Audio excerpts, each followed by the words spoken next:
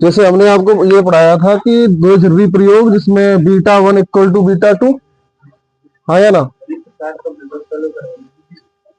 अरे सुन तो ले, मैंने क्या बताया कि जो यंग का दो जरूरी प्रयोग करवाया था उसके बाद न्यूमेरिकल करवा दिए थे, हाँ या ना? उसका एक और न्यूमेरिकल लिखो। यंग के दो जरूरी प्रयोग के बाद हमने ये प्रूफ किया था कि उसमें कि beta one equal to beta two, दीप्त फ्रिंज की चौड़ाई अदीप्त फ्रिंज की चौड़ाई की कैसी है, बराबर। चलिए न्यूमेरिकल लिखो। यंग के दो जरूरी प्रयोग में, यंग के दो झर्री प्रयोग में दोनों झर्रियों के बीच की दूरी 1 mm है।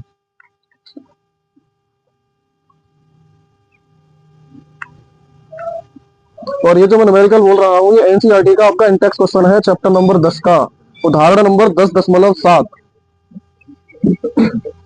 क्या लिखा होता ना, यंग के दो स्लिट प्रयोग में दोनों झर्रियों के बीच की दूरी 1 mm है, जिससे या जिनसे 1 मीटर दूरी पर, जिससे 1 मीटर दूरी पर कोई पर्दा रखा गया है। 1 मीटर दूरी पर कोई पर्दा रखा गया है।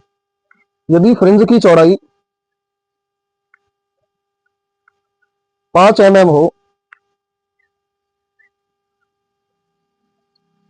यदि फ्रिंज की चौड़ाई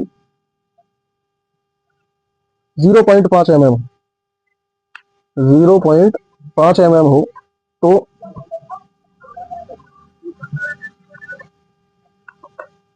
फ्रिंज की चौड़ाई 0.5 mm हो तो पर्दे पर आपतित प्रकाश की तरंग दैर्घ्य क्या होगी? पर्दे पर आपतित प्रकाश की तरंग दैर्घ्य क्या होगी?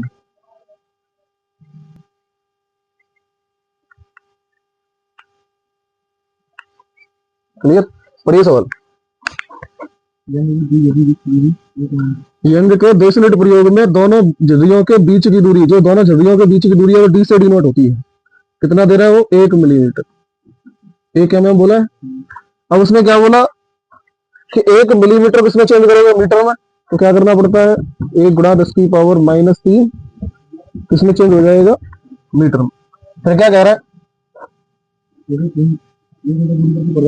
दो झर्रियों से 1 मीटर दूरी पे क्या रखा है? कोई पर्दा। तो जो बीच की दूरी होती है वो डी से डिनोट होती है, वो क्या है? 1 मीटर, हाँ या ना? फिर तो याद रखना यहाँ पर क्या उसने दीप्त फ्रिंज की चौड़ाई बोली है या अदीप्त फ्रिंज की चौड़ाई बोली है? किसकी बोली है? सिर्फ फ्रिंज की चौड़ाई बोली है। क्या बोली है? तो अगर वो दीप्त फ्रिंज की चौड़ाई बोले तो बीटा वन, और अदीप्त फ्रिंज की चौड़ाई बोले तो बीटा टू, और सिर्फ वो ये कहता है फ्रिंज की चौड़ाई, तो सिर्फ क्या लगेगा? बीटा। तो फ्रिंज की चौड़ाई कितनी दे रहा है? 0.5 mm। किसमें चेंज करो? मीटर में। कितना हो जाएगा? 0.5 गुणा 10 की पावर -3 मीटर। अब उसने क्या बोला है? छोड़ो आगे। तो पर्दे पर आपतित प्रकाश की तरंग दैर्घ्य ज्ञात कीजिए। तो हमें लैम्बडा बताना है। क्या बताना है? तो स्मॉल डी का वैल्यू कितना? 1 मिलीमीटर। किसमें चेंज कर दिया? कैपिटल डी का वैल्यू और बीटा का वैल्यू गुणा 10 की पावर -3 मीटर। और ये क्या? लैम्बडा। हमारे पास फॉर्मूला क्या होता है? बीटा बराबर lambda D upon small D. बोलो, बीटा का वैल्यू पुट करो। 0.5 गुणा 10 की पावर -3। लैम्बडा का वैल्यू हमें फाइंड करना है। कैपिटल डी का वैल्यू 1 है अपॉन स्मॉल डी का वैल्यू कितना है? 1 गुणा 10 की पावर -3।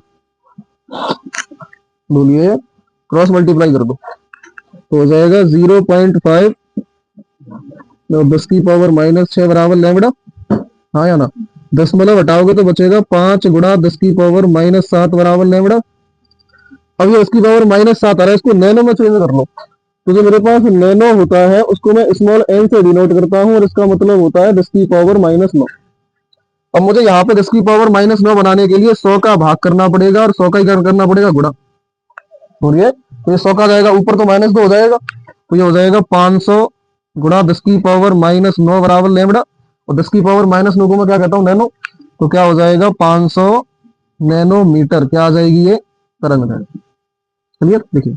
और ये एग्जांपल किसका है, यंग के बेसलेट प्रयोग का, स्पीड वाई के।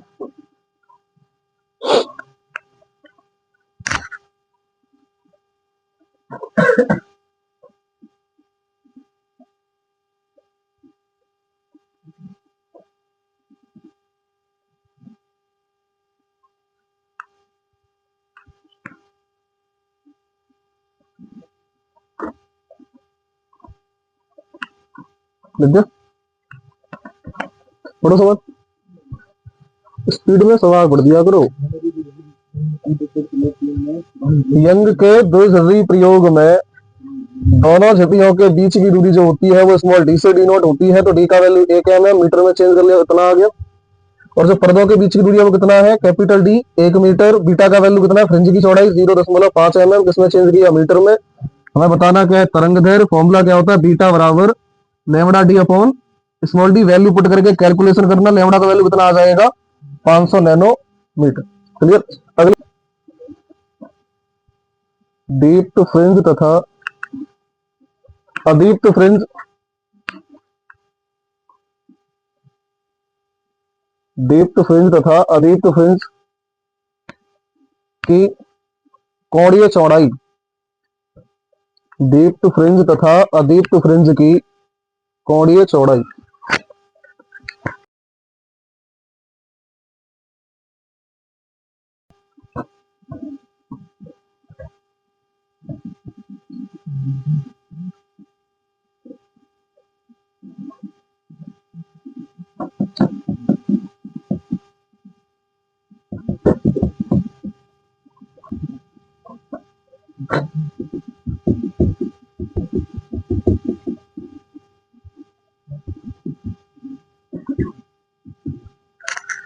दीप्त फ्रिंज तथा अदीप्त फ्रिंज की कोणीय चौड़ाई जो होती है बेटा, इसको डिनोट करते हैं थीटा से।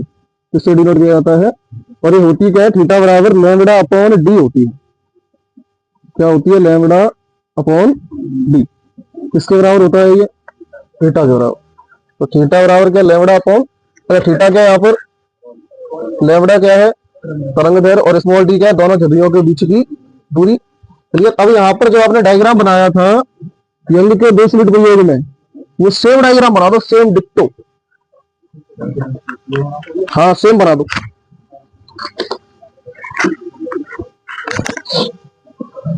और ये इंपॉर्टेंट टॉपिक है, इसका न्यूमेरिकल पूछा जा सकता है बोर्ड एग्जाम में। यंग का 2 स्लिट प्रयोग तो सबको पता आता होगा, बोलो।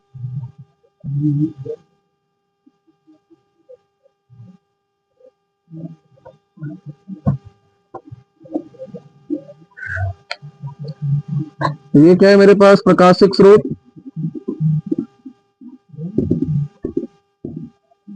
क्लियर। इससे कुछ दूरी पे क्या रखा है, पर्दा। कैसा पर्दा है, अपारदर्शी। जिसने यंग के 2 स्लिट प्रयोग में डायग्राम नहीं समझा था वो यहां समझ सकता है। और इसमें क्या होती है, 2 झिल्लियां होती हैं। झिल्लियां का मतलब नैरो होल्स। एक का नाम होता है S1 और दूसरे का नाम होता है बेटा S2। और इससे कैपिटल डी दूरी पर एक दूसरा पर्दा होता है जिसका नाम क्या होता है, एक्स वाई पर्दा।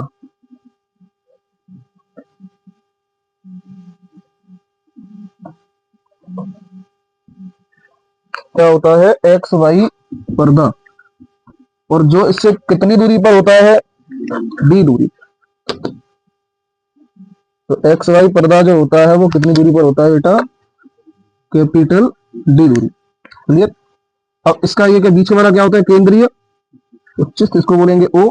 इससे क्या डाला जाता है, एक ऐसे रेखा खींची जाती है।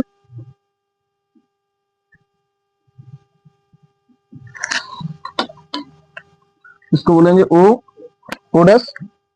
अब यहां पर क्या है, एक बिंदु पी जिस पर 2 तरंगे जाती हैं, हाँ या ना। ऐसे यहां से जाएगी,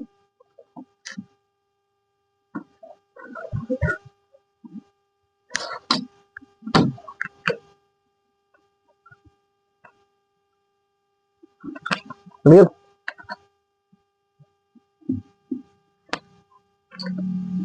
इधर देखा खींच दो, ये वाली S1 को यहाँ मिला दो,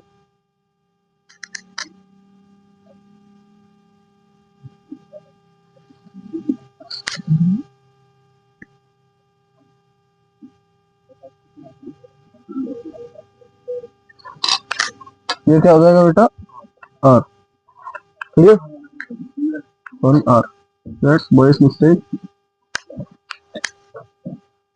अब S1 और S2 का बीच का डिस्टेंस कितना, स्मॉल डी। क्लियर। अच्छा, P से लेकर O' तक का डिस्टेंस कितना, X। क्लियर, बना उड़ेगा, बनेगा।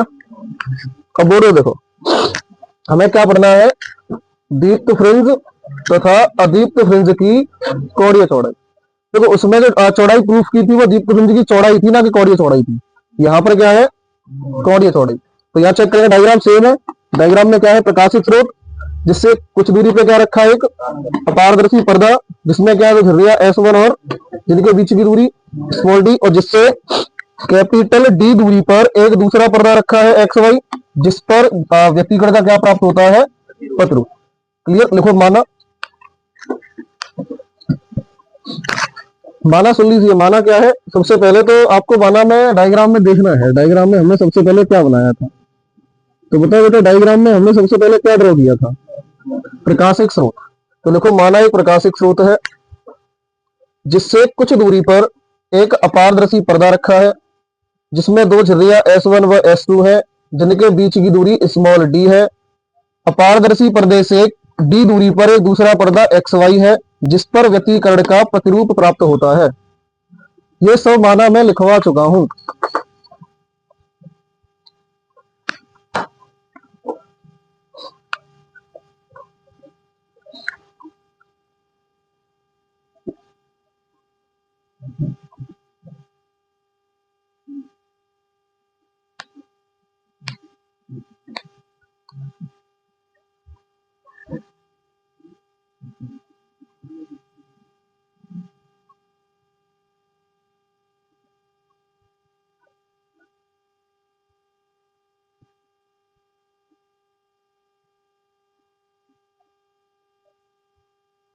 लिख गया बेटा, क्या माना लिख गया है, दोबारा से देख लो, मैं एक बार फिर से समझा देता हूँ। माना क्या है, एक प्रकाशिक स्रोत जिससे कुछ दूरी पे क्या रखा है, एक अपारदर्शी पर्दा जिसमें कितनी झुर्रियां है, दो S1 और S2, जिनके बीच की दूरी क्या है, स्मॉल डी। अपारदर्शी पर्दे से कैपिटल D दूरी पर एक दूसरा पर्दा XY रखा है, जिस पर व्यतिकरण का प्रतिरूप प्राप्त होता है। क्लियर। अब यहां से नोटिस ये करना है, कैलकुलेट। क्या करना है, कैलकुलेट। अब कैलकुलेट क्या करना है हमें, कोणीय चौड़ाई जो कितनी होती है, थीटा बराबर अल्फा अपॉन डी। अब यहां पर सबसे पहले चेक करेंगे, चेक करो टेन थीटा। तो यहां से इसको रेखा खींचो, क्योंकि कोणीय चौड़ाई यहीं से निकलेगी, क्योंकि उच्चिष्ट है, क्या है, उच्चिष्ट। क्लियर। जो इसने कितना एंगल बनाया होगा, थीटा। कितना एंगल बनाया, थीटा। यहाँ पर मैंने क्या माना, टेन। क्या मान लिया, टेन। अच्छा, टेन क्यों माना है, चेक करो, लाल बट्टे का। तो क्या मेरे पास यहाँ पर कर्ड जो दिया गया है, जो इसका कैलकुलेशन है, बोलो नहीं है, तो चेक करो, साइन में भी कर्ड आ रहा है, कोस में भी कर्ड आ रहा है, इसमें नहीं आ रहा, तो क्या हो जाएगा, लंब बटे आधार। तो थीटा के सामने क्या हो जाएगा, लंब क्या हो जाएगा, चेक करो, पीओ डैश, आधार क्या हो जाएगा, ओ डैश। तो हो जाएगा टेन थीटा बराबर P O dash upon O dash, जिनका वैल्यू पीओ डैश का वैल्यू क्या है, एक्स, और ओ डैश का वैल्यू क्या है, कैपिटल डी रख दो। तो टेन थीटा बराबर एक्स अपॉन, अच्छा यहाँ पर एक बात नोटिस करना चाहिए, झुर्रियां होंगी बहुत निकट होंगी, है ना, उनके बीच में बिंदु कौन सा पड़ा है, ओ। तो जब इनके द्वारा बनाए गए एंगल बहुत छोटे होंगे तो बीच में आ रहा है, तो इसके द्वारा भी बनाया गया एंगल कैसा होगा, बहुत छोटा। देखो ये थ्योरेटिकल डायग्राम है, कोई प्रैक्टिकल डायग्राम नहीं, जैसे नहीं है। जैसे मेरे पास कोई बिंदु है ना, एक रेखा तो मैं इसके ऊपरी सिरे से खींचूं और एक रेखा मैं इसके निचले सिरे से खींचूं, और एक रेखा जस्ट मैं कहां से खींचू, इसके बीच में से। तो जब ये दोनों ही रेखाएं होंगी ये वाली, तो वही एंगल वो छोटा छोटा बनाएगी अभी बिंदु पर, और उसके बीच में से एक रेखा और जाए तो वो भी एंगल कैसा होगा, बहुत छोटा। और जब थीटा अत्यंत छोटा कोण होता है, कैसा हो, जब थीटा अत्यंत छोटा कोण हो, तो जो बेटा मेरा टेन थीटा होता है लगभग किसके बराबर हो जाता है, थीटा के। तो मैं इसको क्या लिख सकता हूँ, थीटा बराबर एक्स अपॉन टी। हाँ या ना। अब यहां से मेरा थीटा का वैल्यू आ गया। अब मैं यहाँ पर जो वैल्यू आया वो एन आया है, क्या आया है, तो याद रखना थीटा एन बराबर, जब एन यहां लगेगा तो एक्स के साथ भी क्या लग जाएगा, एक्स एन अपॉन डी। अब चेक करना एक्स एन का वैल्यू कितना निकल के आया था, चेक करो दीप तो फ्रेंड्स में कितना निकल के आया था, N lambda D upon small D. याद है या नहीं है, एक्स एन बराबर जो वैल्यू आई थी इसमें आई थी ये दीप तो फ्रेंड्स में। तो ये इसको उठा के याद रखो। तो थीटा एन बराबर N lambda upon small D upon capital D. तो कैपिटल डी से कैपिटल डी कैंसिल आउट। तो थीटा एन बराबर N lambda upon small D. ये किसका वैल्यू आया है, थीटा एन का। अब आगे का एक वैल्यू निकालेंगे, थीटा एन प्लस वन। तो ये आ जाएगा, डायग्राम रख कर दूं दोनों, डायग्राम में कोई डाउट हो तो पूछ लीजिए। डायग्राम में कुछ नहीं किया मैंने, बस टेन थीटा लिया है लंब बटे आधार। तो ये त्रिभुज ये वाला लिया मैंने, ओ पी ओ डैश। तो लंब क्या हो गया आपका, पी ओ डैश एक्स, और आधार क्या हो गया, ओ ए डैश। तो थीटा के सामने लंब होता है, लंब के सामने कर्ण होता है, कर्ण के सामने आधार होता है। क्लियर। तो यहाँ से टेन थीटा राउंड ले लिया, P O dash upon O dash. P O dash का वैल्यू कितना, एक्स, और ओ डैश का वैल्यू कितना, डी। तो थीटा टेन थीटा बराबर एक्स अपॉन डी। बाकी का इसमें कोई डाउट होगा तो बताओ, तो कर दूं।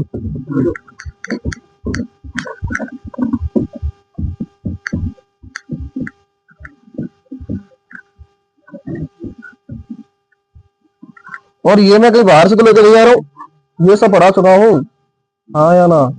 तो चेक करो, एक्स एन का वैल्यू उठा के यहाँ पर रख दिया, डी से D cancel out, theta N क्या हो गया, N lambda upon small D.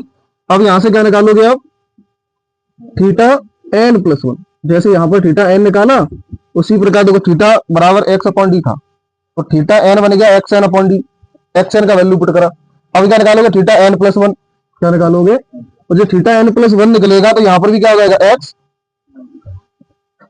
N plus one upon capital D. अब चेक करना एक्स एन प्लस वन का वैल्यू कितना था, इसका वैल्यू था N plus one lambda D upon small D. अब ये वैल्यूज आपको नहीं पता है तो समस्या जो भी करा दी गई है, इसीलिए ये हेडिंग इसके बाद प्रिंट कराई जाएगी। तो चेक करो, थीटा एन बराबर, थीटा एन प्लस वन बराबर, वैल्यू पुट कर दो, N plus one lambda D upon small D upon capital D. Capital D से कैपिटल डी कैंसिल आउट। तो थीटा एन प्लस वन बराबर N plus one lambda upon small D. अब check करना, वहां पर fringe की चौड़ाई निकालते थे तो ज्यादा में से कम को मेहनत करते थे। अब यहाँ पर चेक करो, थीटा एन प्लस वन और थीटा एन, तो थीटा एन प्लस वन ज्यादा है, और थीटा एन कैसा है कहो, तो यहाँ लिखेंगे कोणीय चौड़ाई, थीटा बराबर theta N plus one minus theta n. बोलिए, तो थीटा बराबर थीटा एन प्लस वन का वैल्यू बोलो, n plus one lambda upon small d minus theta n का value N lambda upon small d. दोनों पैसे कॉमन क्या मिल रहा है, लैम्बडा अपॉन डी कॉमन मिल रहा है, बचेगा क्या, एन प्लस वन माइनस अंदर एंट्री करेगा तो प्लस माइनस का एन कैंसल आउट। तो एक का मल्टीप्लाई इसमें करोगे, थीटा बराबर क्या आ जाएगा, लैम्बडा अपॉन डी। और यही क्या होती है, दीप्त फ्रिंज और अदीप्त फ्रिंज की कोणीय चौड़ाई, जो क्या होती है, थीटा बराबर लैम्बडा अपॉन स्मॉल डी। देखिए,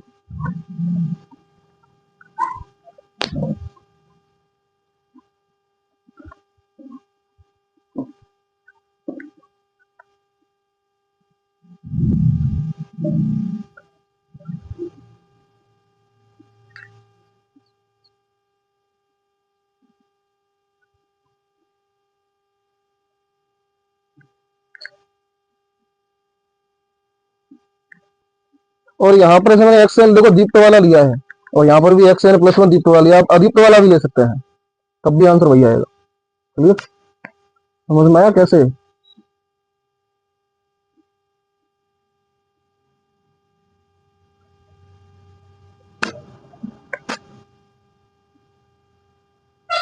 और जितना हो सके उतना दिमाग चलाया करो, फोन नहीं।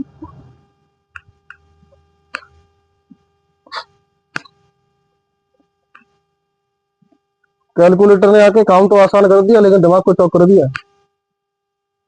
आज आपसे थोड़ा सा बड़ा गुना दे दिया जाएगा, आप कैलकुलेट करते हैं तुरंत कैलकुलेटर से, दिमाग नहीं चलाते। अरे और डायरेक्ट दिमाग में ये मैसेज जाता है हमसे होगा ही नहीं, कैलकुलेटर करेगा। कभी ये सोचो कैलकुलेटर को किसने मैन्युफैक्चर्ड किया है?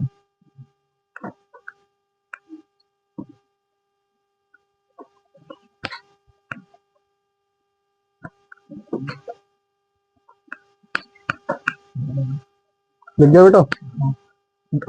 हेडिंग बताओ क्या है? दीप्त फ्रिंज तथा अदीप्त फ्रिंज की कोणीय चौड़ाई किससे डिनोट होती है? थीटा से। थीटा बराबर क्या होता है? Lambda upon small D. अब यहाँ पर डायग्राम चेक करो, यंग के 2 मिनट प्रयोग में डायग्राम था, वो सेम डायग्राम रहेगा, चेक करिए। अब उसमें सिर्फ स्पेशल क्या किया गया है, बिंदु ओ से रेखा खींची गई है पी तक, हाँ या ना? तो उसमें चेक करो त्रिभुज कौन सा है, ओ पी ओ डैश। तो आप यहाँ लिख सकते हैं समकोण त्रिभुज ओ पी ओ डैश में कैलकुलेट करेंगे तो, हाँ या ना? अब चेक करो क्या ले लिया आपने, टेन थीटा बराबर, अच्छा मैंने स्पेशली टेन थीटा ही क्यों दिया? क्योंकि मुझे वहां पर दो वैल्यू दी गई है, चेक करो लंब दिया है, आधार दिया है, तो टेन थीटा बराबर P O dash upon O dash. अब यहाँ पर ये लंब हो गया, ये आधार हो गया, डायग्राम में चेक करिए, पी ओ डैश का वैल्यू कितना है? एक्स, और ओ डैश का वैल्यू कितना है? डी। अब टेन थीटा बराबर क्या हो जाएगा? X upon capital D. Clear? अब ये थीटा बराबर थीटा, वो टेन थीटा बराबर थीटा कैसे लिख दिया गया? जब थीटा कैसा कोण हो, अत्यंत छोटा कोण कैसे होगा?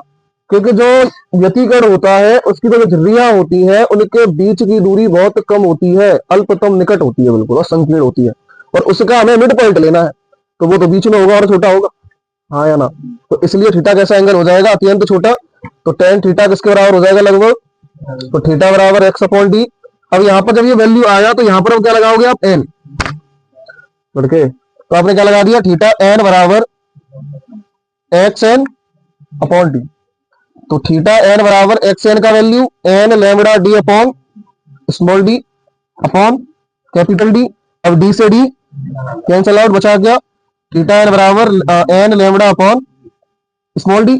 अब जो एन मेंशन किया था, अब आपको क्या मेंशन करना है?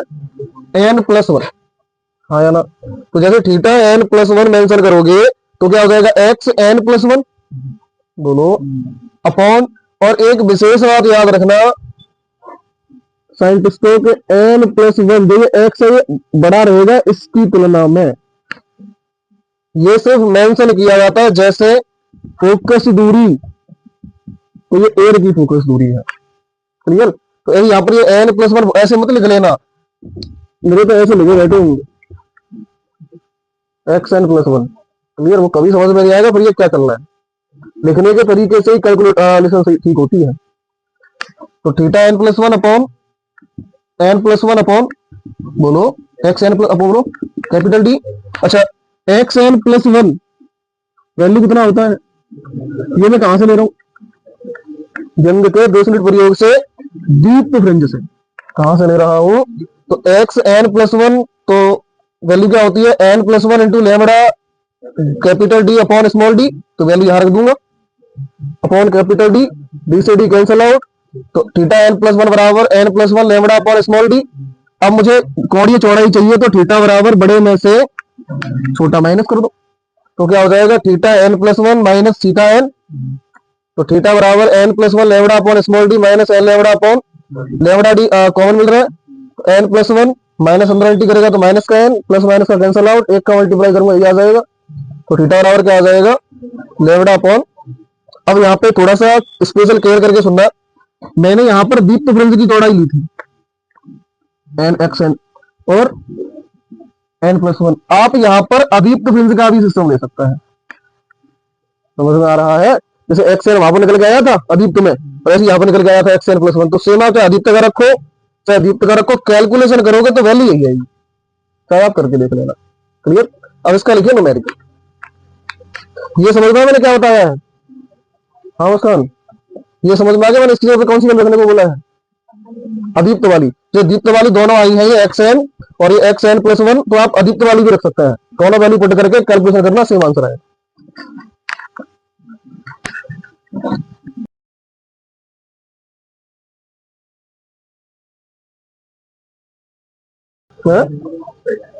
कहाँ पे ना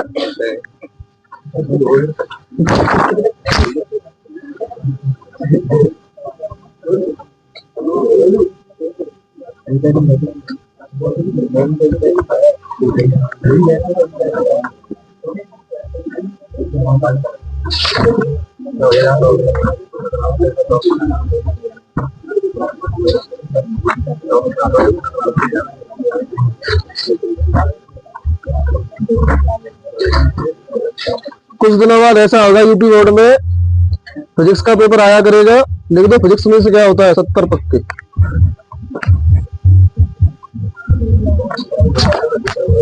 पुरानी वाली एनसीईआरटी को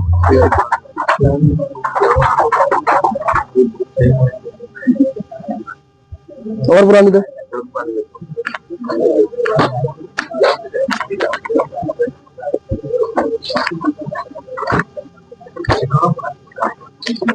देखना ये 19 की स्टार्टिंग हुआ था तब की एनसीईआरटी, अब की देना तो 25 वाले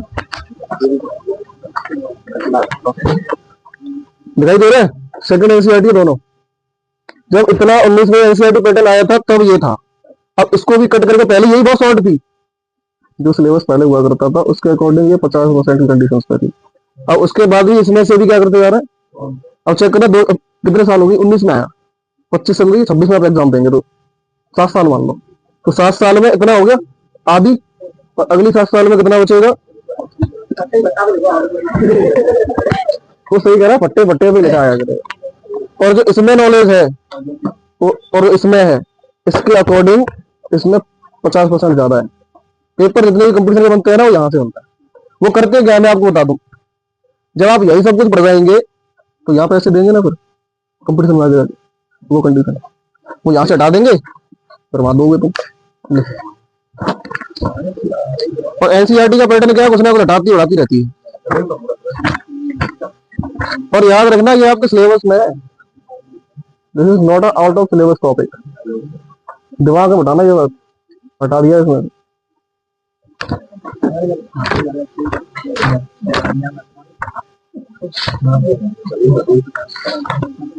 देखो पहले न्यूमेरिकल होते थे, 21 न्यूमेरिकल है इसमें। अब चेक करो आपकी एनसीईआरटी कितनी है, 6, और उसके बाद भी आपको ऐसा लग रहा है कि आप जंग लड़ रहे हैं।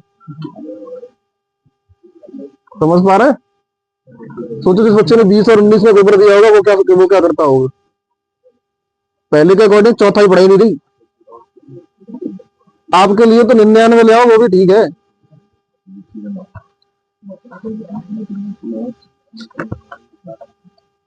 देखिए क्वेश्चन, और सोचो जब मैंने पढ़ाना शुरू किया तो ये वाली एनसीईआरटी खत्म की थी 50 दिन में विद न्यूमेरिकल, और जीवाई की तो पता ना करना चली जाएगी।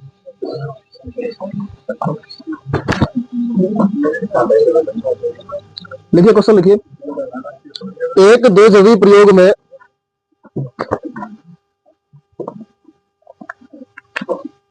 एक काम करो, 2026 का जो सिलेबस है फिजिक्स का उसको चेक करो, निकालना तेरे पास है।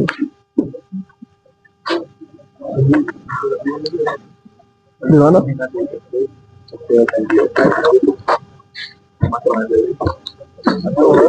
ये इसमें सिलेबस नहीं लिखा है, इसमें टॉपिक्स लिखा है।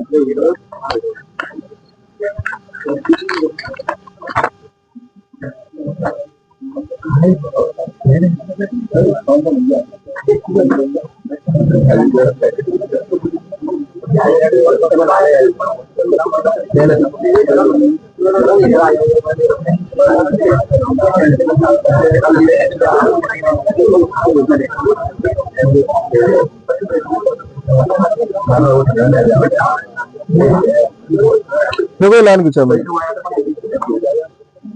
सिलेबस में केंद्रीय उच्चिष्ट की चौड़ाई जो मैंने आपको टॉपिक कराया, क्लियर।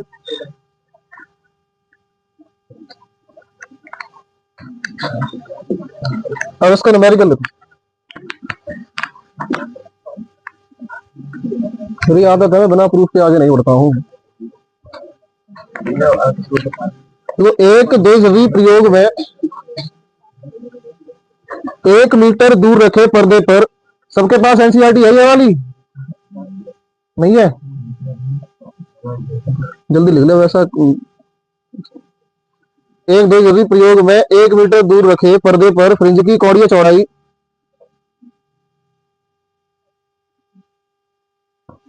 फ्रिंज की कौड़ीय चौड़ाई 0.2 पाई गई।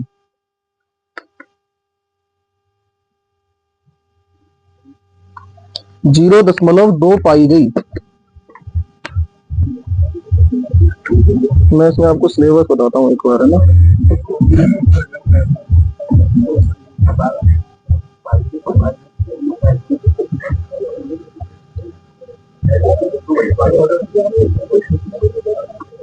मैं आपको एक बात बताऊँ, ये आपको फोटो दिख रहा है?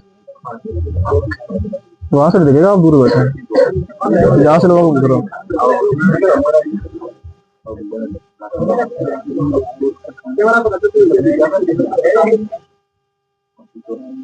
अब दिख रहा है? ये जो जितने लोग बैठे हुए हैं, ये सब हीरो कंपनी के सुपरवाइजर हैं। कौन है?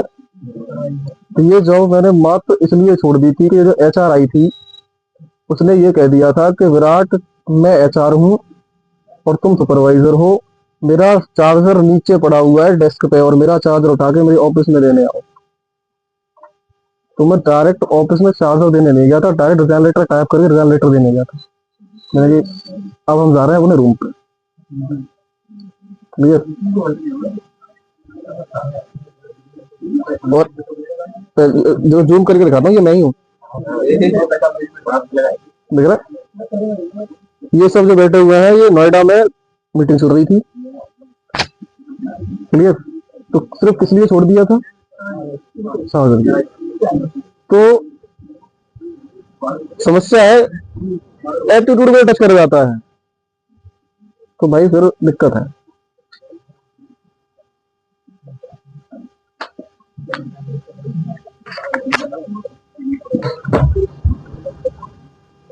क्या लिखा है? और इनकी सैलरी उस टाइम पे मिलते थे, 2021 की बात बता रहा हूँ, 27,600 कुछ रुपए आते थे अकाउंट में, सिर्फ 3 महीने आ पाए थे, 27,000 कुछ आते थे। और आज अप्रोक्स बता रहा हूँ, उसकी सैलरी समथिंग ऐसी होगी 37-38 के समथिंग। मैं ये नहीं कहूंगा कि 2 लाख 3 लाख, पर रियलिटी में इतनी होगी।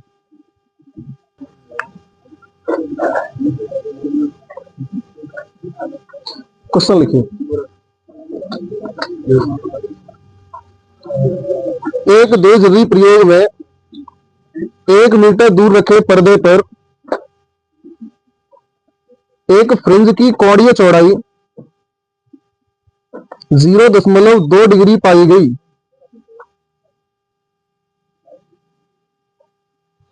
उपयोग किए गए प्रकाश की तरंगदैर्घ्य, उपयोग किए गए प्रकाश की तरंगदैर्घ्य 600 नैनोमीटर है। यदि पूरा प्रायोगिक उपकरण जल में डुबो दिया जाए, यदि पूरा प्रायोगिक उपकरण, प्रायोगिक उपकरण का मतलब ऐसा इंस्ट्रूमेंट जो प्रयोग में लिया जा रहा है, यदि पूरा प्रायोगिक उपकरण जल में डुबो दिया जाए तो फ्रिंज की चौड़ाई क्या होगी? जल का अपवर्तनांक 4/3 लीजिए लोग, जल का अपवर्तनांक 4/3 लीजिए।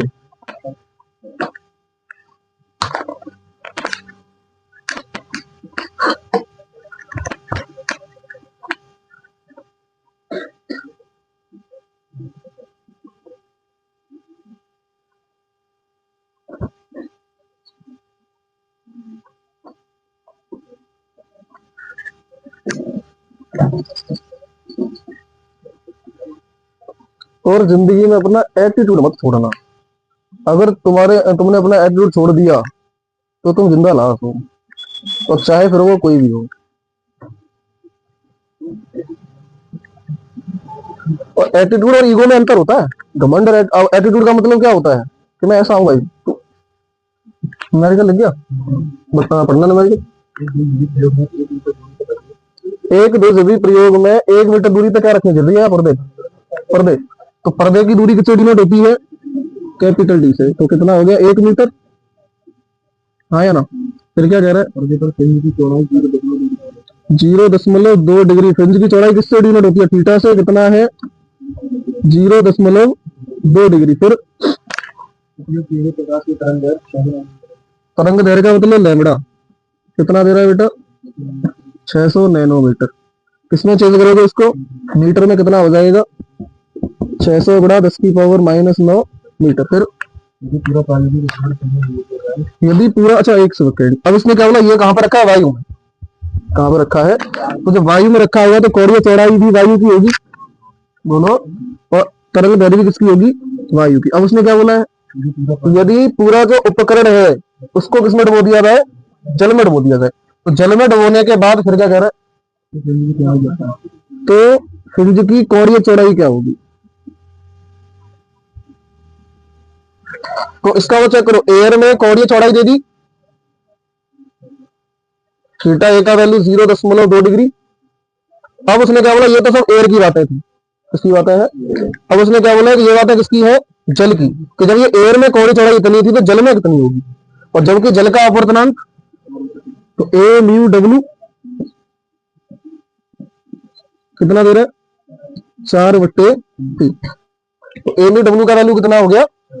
अब उसने क्या बोला? सवाल को दोबारा समझने की कोशिश करो कि कोई पर्दा है जो 1 मीटर दूरी पर रखा है और उसकी कोणीय चौड़ाई कितनी है? 0.2 डिग्री। और तरंग दैर्घ्य कितनी है? लैम्बडा ए बराबर 600 नैनोमीटर। तो 600 गुणा 10⁻⁹ मीटर। अब उसने क्या बोला? ये सब बातें कहाँ की है? वायु।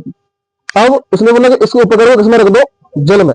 तो हमारे पास फॉर्मूला क्या होता है बताना बेटा? हमारे पास फॉर्मूला होता है थीटा बराबर लैम्बडा अपॉन स्मॉल डी। आया ना? तो ये एक बार तो लगा लो एयर के लिए, ये डी तो चेंज नहीं होगा, वो दूर जाइए रखो, चाहे रखो, स्मॉल डी चेंज नहीं होगा। तो क्या हो जाएगा? लैम्बडा ए बराबर, सॉरी, थीटा ए बराबर लैम्बडा ए अपॉन, इसको बना लो इक्वेशन नंबर फर्स्ट। अब यही फॉर्मूला वाटर के लिए मेंशन कर दो। फॉर्मूला तो मुझे पता है ना, थीटा बराबर लैम्बडा अपॉन स्मॉल डी। तो लैम्बडा ए बराबर, सॉरी, थीटा ए बराबर लैम्बडा ए अपॉन इक्वेशन नंबर फर्स्ट। अब ये किसके लिए मेंशन करो? तो ये वायु और ये जल। तो हो जाएगा थीटा डब्ल्यू दोनों बराबर lambda W upon D, equation number second. अब आपको क्या करना है? समीकरण फर्स्ट में सेकंड से भाग कर देना है। तो जैसे समीकरण फर्स्ट में सेकंड का भाग करोगे तो हो जाएगा लैम्बडा, कहाँ है lambda? Theta A upon theta W बराबर लैम्बडा ए अपॉन लैम्बडा डब्ल्यू। बोलो, डी से डी तो कैंसिल आउट हो जाएगा ना? क्या हो जाएगा? Cancel out. तो बचा क्या?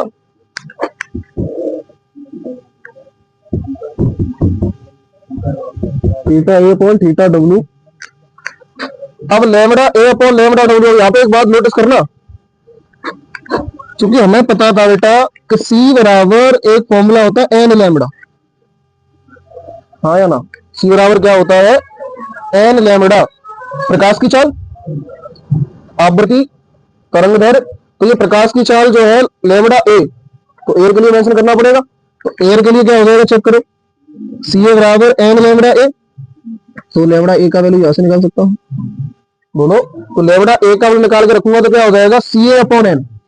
क्या हो जाएगा? और याद रखना भी एन है वो आवृत्ति है। यहाँ पे थोड़ा कॉन्सेप्ट समझना है, सवाल तो बहुत इजी है। एन क्या है? और याद रखेंगे जब अपवर्तन होता है, जब एक माध्यम से दूसरे माध्यम में जाते हैं तो अपवर्तन होता है, और अब अपवर्तन में आवृत्ति नियत रहती है। नियत का मतलब कोई चेंजमेंट नहीं आता। जो एयर में होगी वही किसमें रहेगी? उसमें जल में। तो यहाँ चेक करो लैम्बडा ए का वैल्यू कितना हो जाएगा? सी ए अपॉन एन। दोनों।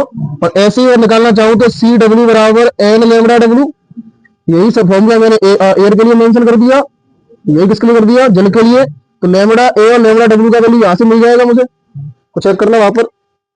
लेमडा ए की जगह पर मैं क्या लिख सकता हूँ, सी ए अपॉन, और सी ए का मतलब क्या होता है, वायु में प्रकाश की चाल सी से डिनोट कर सकता है, हाँ या ना। तो क्या हो जाएगा, सी अपॉन, बोलना, c upon n upon c डब्ल्यू अपॉन एन, यहां से। और ए लगाना है तो तू ए लगा लो, दिक्कत आपको नहीं होनी चाहिए। तो चेक करो, एन से एन कैंसिल आउट, और जैसे एन से एन कैंसिल आउट हो जाएगी तो theta A upon theta W बराबर सी ए अपॉन सी डब्ल्यू। और मुझे यहाँ पर अपवर्तनांक दिया गया था, तो मुझे एक दिन पढ़ाया गया था कि म्यू बराबर सी अपॉन सी एम, और यहां पर प्रकाश कहां जा रहा है, एयर से वाटर में, कहा जा रहा है, वायु से। तो क्या हो जाएगा, सी अपॉन सी डब्ल्यू, ए लिखना चाहो ए लिख लो बोलो। तो सी ए अपॉन सी डब्ल्यू जगह पे क्या लिख सकते हो, तो चेक करना, theta A upon theta W बराबर ए म्यू, और ए म्यू डब्ल्यू का वैल्यू दिया गया है, और थीटा ए का भी वैल्यू आपके पास, चेक करो, और थीटा डब्ल्यू पूछा गया था।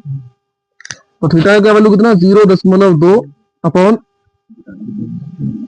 थीटा डब्ल्यू का हमें वैल्यू बताना है, बराबर 4/3, क्रॉस मल्टीप्लाई कर दो।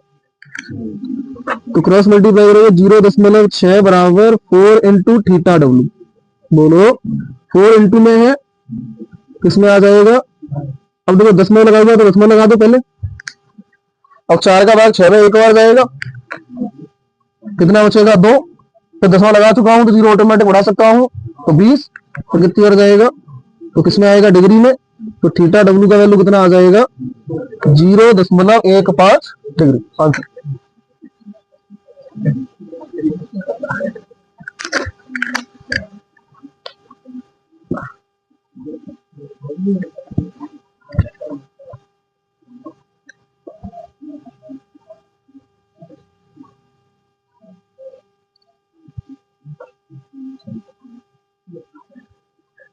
तो ऐसा होता है, रोज रोज दिमाग खराब करने से अच्छा होता है उस कचरे को हटा दो।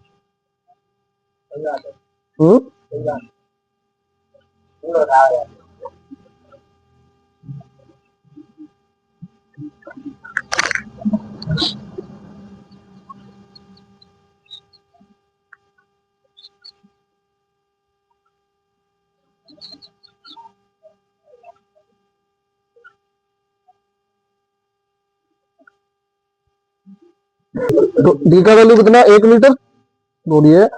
तो उसने क्या बोला कि कोणीय चौड़ाई तो कितनी है, 0.2 डिग्री, और तरंग दैर्घ्य कितनी, लेमड़ा ए बराबर, देखो इसका तो यूज ही नहीं हुआ, हाँ या ना, इसका सिर्फ वैल्यू वैल्यू रखा था, वैल्यू रखा गया, ये रखा गया था सिर्फ ये इतना। तो जो जैसे सवाल में यूज नहीं होते तो उनको डबल डाटा बोलते हैं, सवाल को फॉर्मेट बनाने के लिए सवाल बोलता है, क्लियर।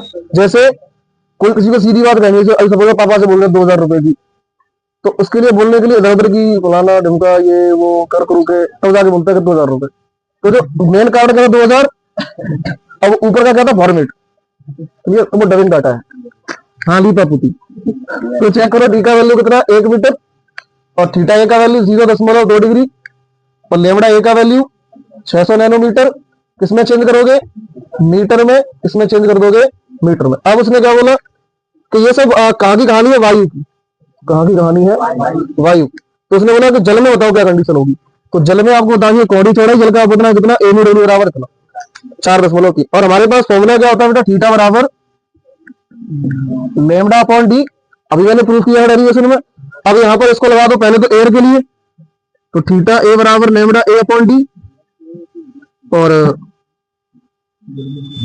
जल के लिए थीटा डब्ल्यू बराबर लेमडा डब्ल्यू अपॉन डी। देखो ये जो डिस्टेंस है ये चेंज नहीं होगी।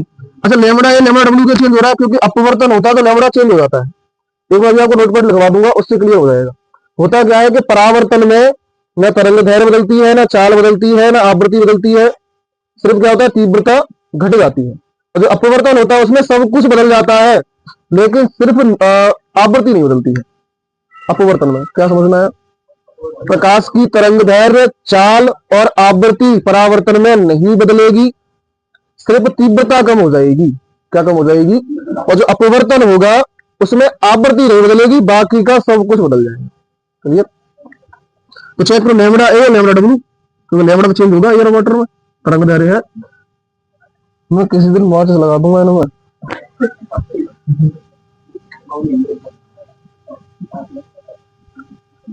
और भाई सर्दी लग रही है, बड़ा बढ़िया आग लेने।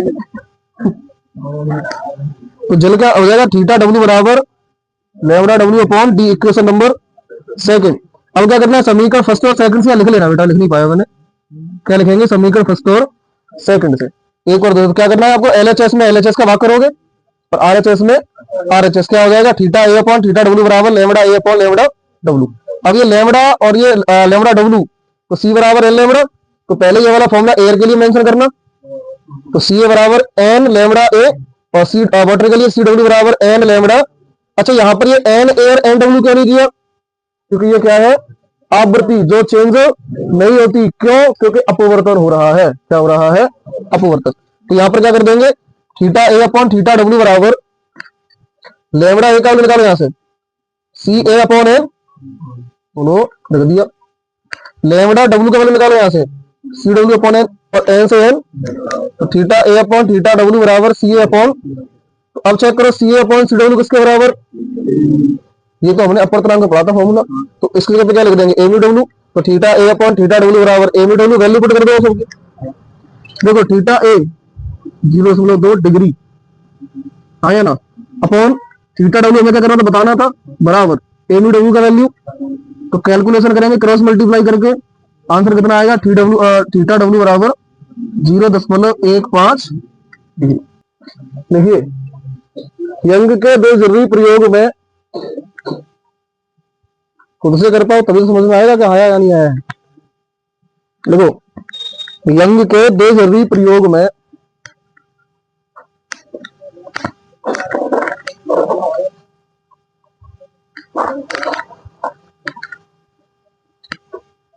किसी पर्दे की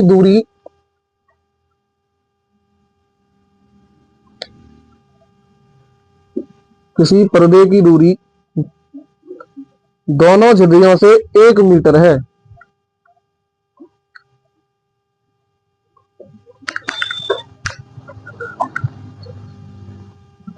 कितना है? 1 मीटर है।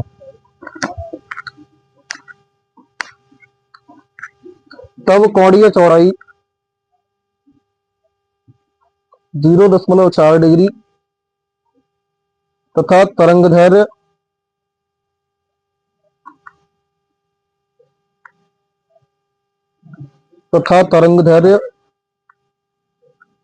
700 नैनोमीटर है।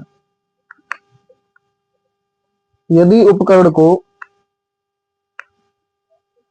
जल में डुबो दिया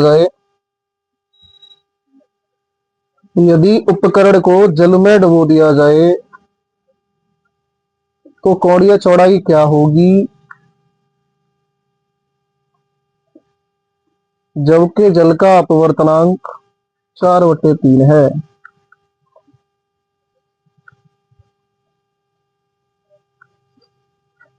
सवाल को डायरेक्ट हिट करने के लिए देखो ध्यान दो, ये वाला फॉर्मूला लगा दो,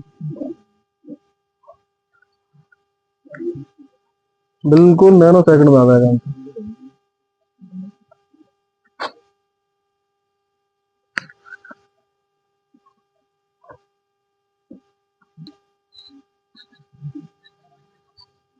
कितना आ रहा है? 0.3 राइट आंसर।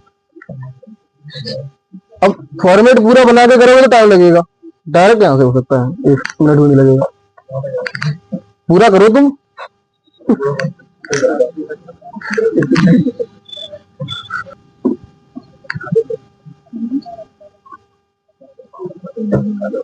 ठीक है, अगर नहीं प्रकाश का विवर्तन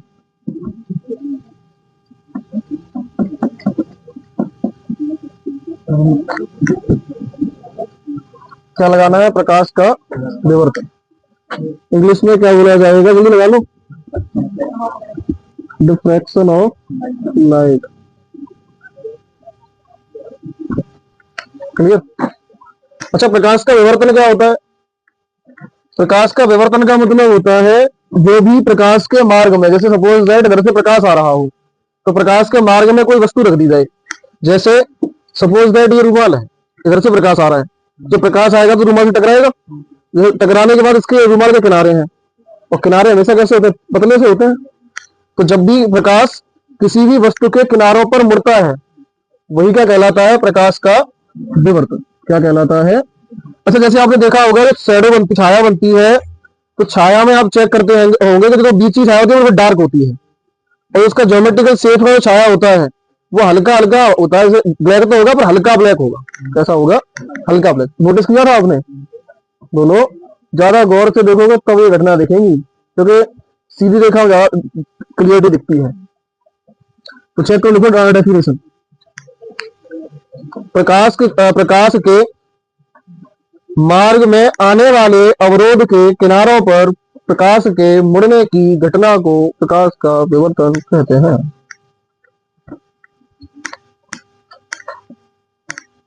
प्रकाश के मार्ग में आने वाले अवरोध के तीक्ष्ण किनारों पर, ऐसे न मुझे तुम देखो, किस पर? तीक्ष्ण।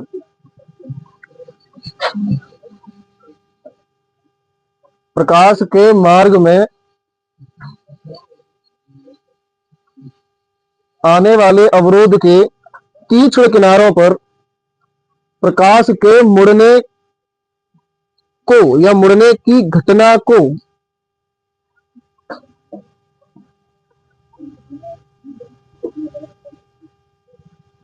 प्रकाश का विवर्तन कहता है। समझ में आया? तो प्रकाश का विवर्तन क्लियर। अच्छा, याद करके एक और डेफिनेशन बोली जाती है जो भी आप याद रख पाए। तो एक तो मैंने यह लिखवा दिया, अवरोध में जो अवरोध आता है उसके किनारे पर प्रकाश का मुड़ना। दूसरा क्या है, याद करके लिख लो एक और, तो किसी वस्तु के ज्यामितीय छाया पर, अरे सिंपल सी बात है, जैसी वस्तु होगी वैसी छाया बनेगी। तो किसी वस्तु की ज्यामितीय छाया पर प्रकाश का अतिक्रमण, अतिक्रमण का मतलब मुड़ने वाली घटना, तीसरे किनारों पर प्रकाश का अतिक्रमण प्रकाश का विवर्तन कहलाता है। और ये घटनाएं बड़ा गौर से देखनी पड़ती है। 10 बार गौर से देखोगे तब एक बार दिखाई दे शायद, ऐसी घटनाएं होती हैं। तो उसको क्या बोला जाता है? प्रकाश का विवर्तन। विद्या, अब लिखिए विवर्तन के प्रकार। बेटा ध्यान देना, जो विवर्तन होता है ये 2 प्रकार का होता है।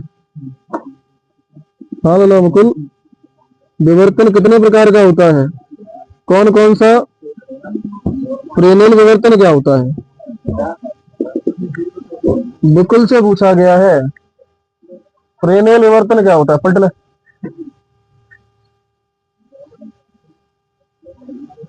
बताओ, बात और करिए, ध्यान दिए पढ़ाई में। और एक दूसरा होता है फ्रानहाफर विवर्तन। क्या होता है? फ्रानहाफर विवर्तन। क्लियर। अब इसमें ध्यान दो, जैसे इसमें क्या होता है? प्रकाशिक स्रोत। क्या होता है बेटा? प्रकाशिक स्रोत का मतलब जहां से प्रकाश आ रहा है, चाहे वो कैसा भी स्रोत हो, बस क्या आना चाहिए? प्रकाश। तो जैसे जहां से प्रकाश आ रहा होगा, सपोज दैट सूर्य से आ रहा हो, या बल्ब से आ रहा हो, या मोमबत्ती से आ रहा हो, या दीपक से आ रहा हो, या फ्लैश लाइट से आ रहा हो, वो सब ये सब क्या है? प्रकाशिक स्रोत। क्या है? तो प्रकाशिक स्रोत के सामने क्या रखा होगा? अवरोध। अवरोध का मतलब वस्तु। तो जब वस्तु रखी जाएगी तो उसका इमेज कहां बनेगा? वो सॉरी, छाया कहां बनेगी? उससे दूर कहीं जाके कहीं पर्दे में बनेगी, जहां बनेगी उसको पर्दा बोलेंगे। तो यहाँ पर होता क्या? प्रकाशिक स्रोत, और जो ये पर्दा है ये तो वस्तु है, वस्तु की दूरी से कोई लेना देना नहीं है, हमें लेना देना किससे है? प्रकाशिक स्रोत और पर्दे से। तो जो फ्रेनेल विवर्तन होता है इसमें प्रकाशिक स्रोत और पर्दे की बीच की दूरी कैसी होती है? सीमित। जैसे आपने नोटिस किया हो प्रॉपर एक छाया बने, जैसे वो यहाँ बल्ब जल रहा हो, तुरंत आप छाया बन जाए, उसको तुरंत पर्दा मिल जाए, तो आपकी एक छाया प्रॉपर सही से बन जाती है। और जैसे ही आपने चेक किया है प्रकाशिक स्रोत और जो पर्दे के बीच की दूरी है वो कैसी हो, असीमित। असीमित का मतलब उसको तुरंत छाया बनने के लिए जगह ना मिले, पर्दा ना मिले, तो वो फिर एक नहीं, दो दो तीन तीन छाया बन जाती है। कभी हल्की छाया अगर बनेगी, जो प्रॉपर छाया होगी वो डार्क होगी, नोटिस किया होगा। तो वो क्या कहलाता है, उसको क्या बोलते हैं, फ्रान-हाफर तो जो फ्रेनेल विवर्तन होता है उसमें प्रकाशिक स्रोत और पर्दे के बीच की दूरी सीमित होती है, और जो फ्रान-हाफर विवर्तन होता है उसमें प्रकाशिक स्रोत और पर्दे के बीच की दूरी असीमित होती है। तो डेफिनेशन लिख दो फ्रेनेल की, दोनों की लिख दोगे। देखो फ्रेनेल विवर्तन, देखो ऐसा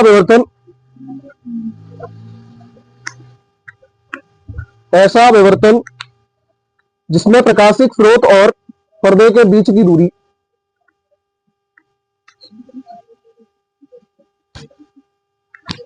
जिसमें प्रकाशिक स्रोत और पर्दे के बीच की दूरी सीमित होती है,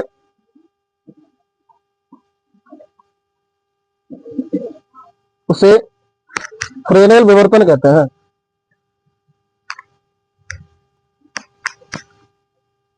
उसे फ्रेनेल विवर्तन कहते हैं।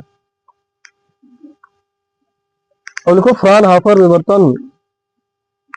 अब पर्दे की बीच की दूरी कैसी होगी, लिख दो, फ्रान-हाफर विवर्तन में ऐसा विवर्तन जिसमें प्रकाशिक स्रोत और पर्दे के बीच की दूरी असीमित होती है, उसे फ्रान-हाफर विवर्तन कहता है।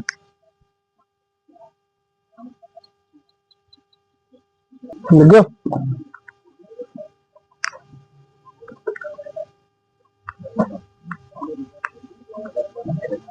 अब आप हेड लगाइए, एकल झिर्री से विवर्तन या एकल स्लिट प्रयोग। मोस्ट इंपोर्टेंट टॉपिक, एकल स्लिट प्रयोग या एकल झिर्री से विवर्तन।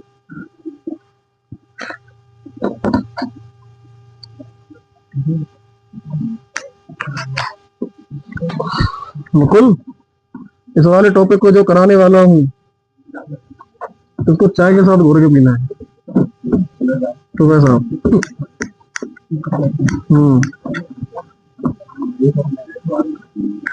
और मैं दूध के साथ घोर के पीने की दवा जैसे सिलेबस खत्म हो जाएगा उसके बाद देना शुरू करूंगा।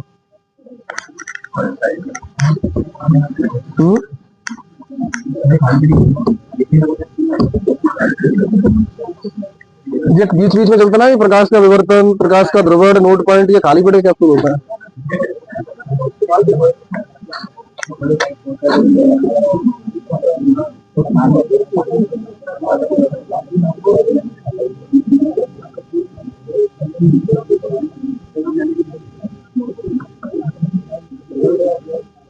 क्या है, एकल स्लिट प्रयोग या एकल झिल्ली से ब्रेकअप विवर्तन।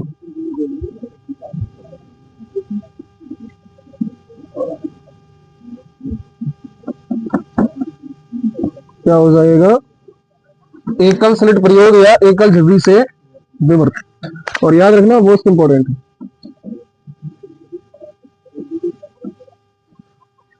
ये डायग्राम बनाओ। हाँ? जैसे आपने वो डायग्राम बनाया था यंग का 2 स्लिट प्रयोग, उसमें 2 झिर्रियां थी, इसमें 3 कर देना।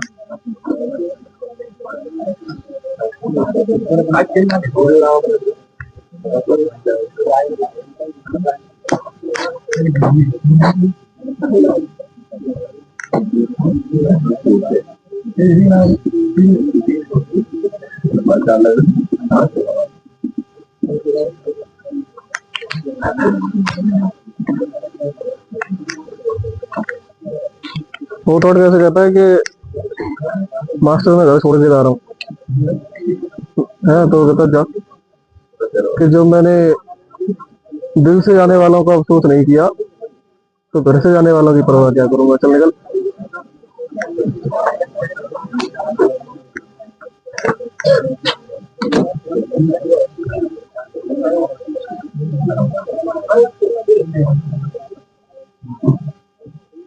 ये लाइन मुझे सीधी क्यों नहीं दिखती है, क्या दनार है। है?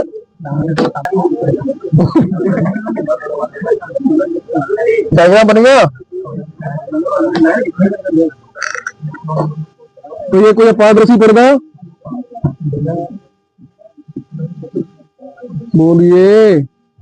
उसके बाद ये कौन सा, एक्स वाई, थोड़ा दूर होगा, इसमें थोड़ा लंबा लंबा लग रहा है, थोड़ा बड़ा सा बनाना, दूर बनाना, और सब में दूरी है ना थोड़ा सा, यह जगह कम रहती है, बोर्ड में बना देता हूँ ऐसे। तो ये क्या है, कोई बिंदु पी,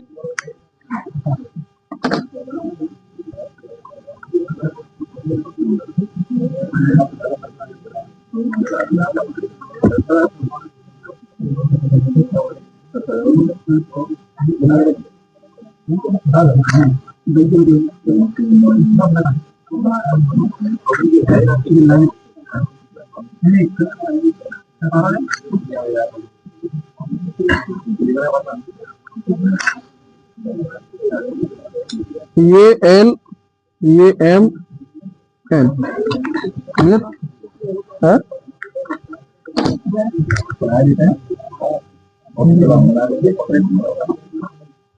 मेरा फटा किधर रखा है?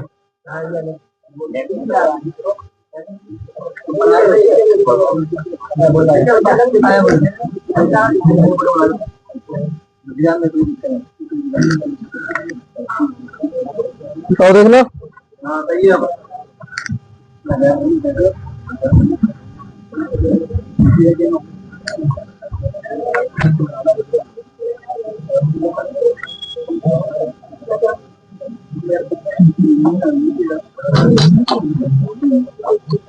तो इन दोनों पर्दों के बीच की दूरी डी, और यहां से कितनी दूरी पे होंगी डी। ये कोई बिंदु पी बनाओ।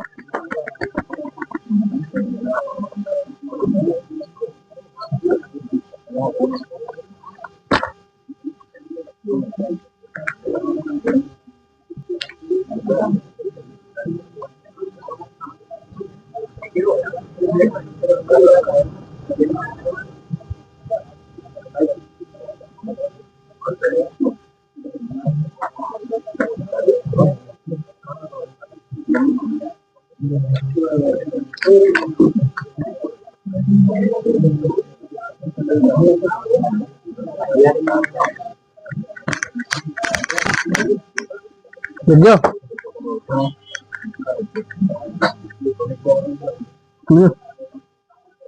अब इसका कैलकुलेशन देखिए, कोई माना नहीं,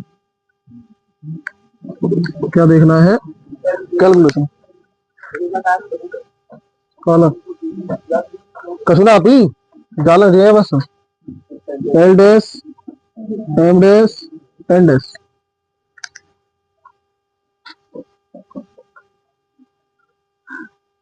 इतना डायग्राम बन गया। अब चेक करो यहां से, सपोज दैट जो झुर्रियां जैसे यहां पर दी S1 और ये S2।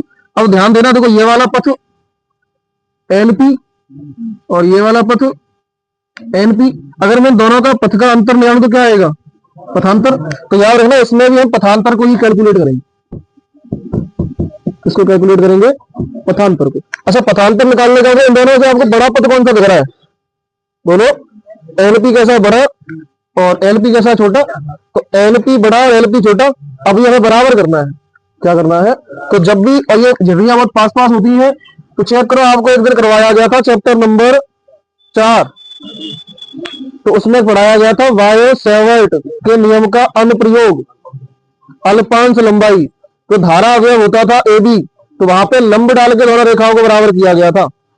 बोलिए, तो जब भी याद रखना, दो रेखाएं एक ही बिंदु से जा रही हो और अल्पांश अंतर हो, तो उनको बराबर करने के लिए क्या डाल देते हैं, लंब। तो इस पे लंब डाल दो, क्या डाल देना है, लंब। तो हमने क्या डाल दी यहां पर, लंब। तो लंब क्या हो गया, LQ दोनों। अब चेक करना, ये वाला एंगल है थीटा, कुंदन सिंह कौन समझ में नहीं आएंगे फिर जीवन में। ये वाला एंगल क्या है, थीटा। अब चेक करना, देखो ये वाली रेखा और ये वाली रेखा 90, नंबर डाला है, तो ये वाला एंगल कितना होगा, 90 माइनस थीटा। कैसे? ये थीटा हो गया दोनों, और यहां से लेकर यहां तक टोटल एंगल 90 था, तो 90 में से मैंने थीटा माइनस किया तो ये वाला एंगल बचा। अब ध्यान देना, देखो ये वाली रेखा एल एल डैश दिखाई दे रही है, और ये वाली रेखा एल एन दोनों, तो इसके बीच में 90 डिग्री है दोनों। अब मुझे ये वाला एंगल कितना होगा, तो 90 में से ये वाला एंगल माइनस कर दूंगा, तो 90 माइनस 90 माइनस तो प्लस थीटा, माइनस 90 करेगा, 90 का प्लस माइनस कट जाएगा, तो ये वाला एंगल कितना होगा, थीटा। बोलिए, अब ये तो मैंने नंबर डाला था, तो ये तो 90 डिग्री है ही दोनों, तो ये वाला एंगल कितना होगा, त्रिभुज के तीनों कोणों का योगफल 180 होता है, तो 180 में से इन दोनों कोणों को जोड़ के माइनस कर देंगे तो मुझे तीसरा वाला एंगल मिल जाएगा। तो 180 माइनस 90 तो 90 माइनस थीटा, माइनस अंदर जाएगा, तो ये वाला एंगल कितना हो जाएगा, 90 माइनस थीटा। समझ में आया? कौन समझ में आ गया कैसे कैसे क्या है? दोबारा सुनिए, ये थीटा था, तो ये वाली रेखा और इस वाली रेखा के पीछे 90 डिग्री का एंगल, तो इसमें से 90 में से थीटा माइनस किया, ये वाला एंगल आ गया। अब यहां से लेकर यहां तक 90 था, तो 90 में से 90 मैंने थीटा माइनस करा, तो ये वाला एंगल आएगा, थीटा आ गया। अब ये थीटा था, ये 90 था। अब मुझे तीसरा कोण चाहिए त्रिभुज का, तो त्रिभुज का तीसरा कोण चाहिए होता है, तो 180 में से जो दो कोण दिए जाते हैं उनको जोड़ के मैं माइनस कर देता हूं, तो ये कितना आ जाएगा, 90 माइनस थीटा, क्योंकि त्रिभुज के तीनों कोणों का योगफल कितना होता है, 180। तो 180 इसको माइनस कर दूंगा, क्या आ जाएगा, 90 माइनस थीटा। कोई डाउट हो एंगल में पूछिए, समझ में आ गए? अब ये चेक करिए, समकोण, समकोण त्रिभुज कौन सा होता है ना, एल एन क्यू, ये तो 90 खींचा है, क्या है, एल एन क्यू में। बोलिए, तो यहां से मेरे पास, अच्छा बताना, मैंने नंबर डाला तो ये वाला वैल्यू क्या बचा, जैसे मेरे पास दो भुजाएं थी, तो मैंने देखो एक तो एल पी और एक, तो बिल्कुल पास जो भुजाएं अलपास लंबाई से जाएंगी तो नंबर आगे बराबर हो जाती है, तो चेक करो एल पी और क्यू पी तो बराबर हो गई, तो ये अंतर ही तो बचा है। तो कुल मिलाकर ये वाली भुजा एल पी से एन क्यू बड़ी है इतनी, तो इसका मतलब अगर मैं एल पी में से एल पी माइनस कर दूं तो मेरे पास पथांतर ही तो आता है, तो पथांतर यहाँ पर एन क्यू आएगा। बोलिए, समझ में आया मैंने क्या बता दिया है? दोबारा ध्यान देना, ये भुजा एल पी और ये भुजा एल पी, चेक करो S1P और ये S2P, तो S2P में से S1P माइनस करता था तो पथांतर आता था, हाँ या ना?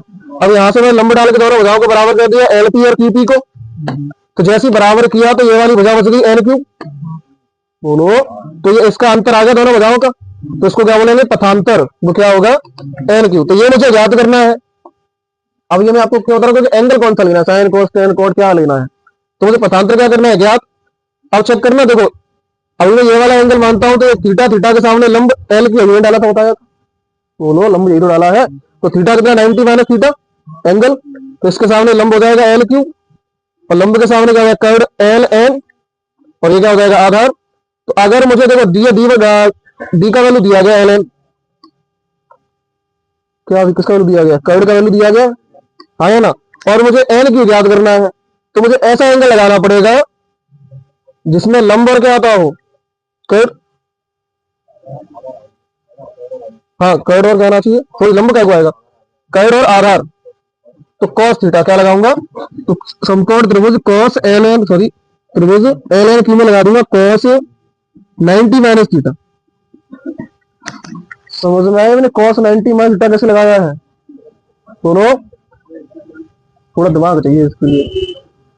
दोबारा सुनो, मेरे पास त्रिभुज कौन सा था, एल एन क्यू, और ये मैंने एन क्यू निकाला, एन क्यू क्या है, पथांतर, पथांतर कैसे आया, दोनों एल पी और एन पी, तो एन पी बड़ा है एल पी छोटा है, इसमें इसको माइनस करूंगा तो पथांतर आएगा, और जब लंब डाल के मैंने बराबर कर दिया तो एल पी और क्यू पी बराबर हो गई, जो बचा वही तो अंतर बचा, और अंतर क्या है मेरा, पथांतर, हाँ या ना, एन क्यू। तो एन क्यू मुझे ज्ञात करना है, क्योंकि डेरिवेशन में मुझे पहले मैंने क्या बोला था, पथांतर निकालता है, तो एन क्यू मुझे क्या करना है, ज्ञात।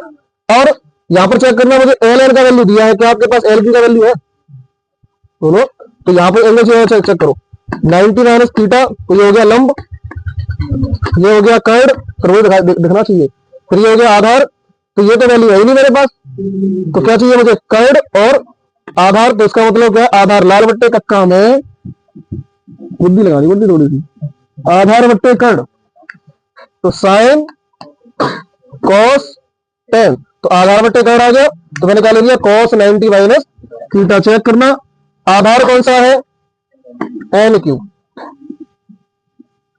और कर्ड कौन सा है, एल एन, है ना।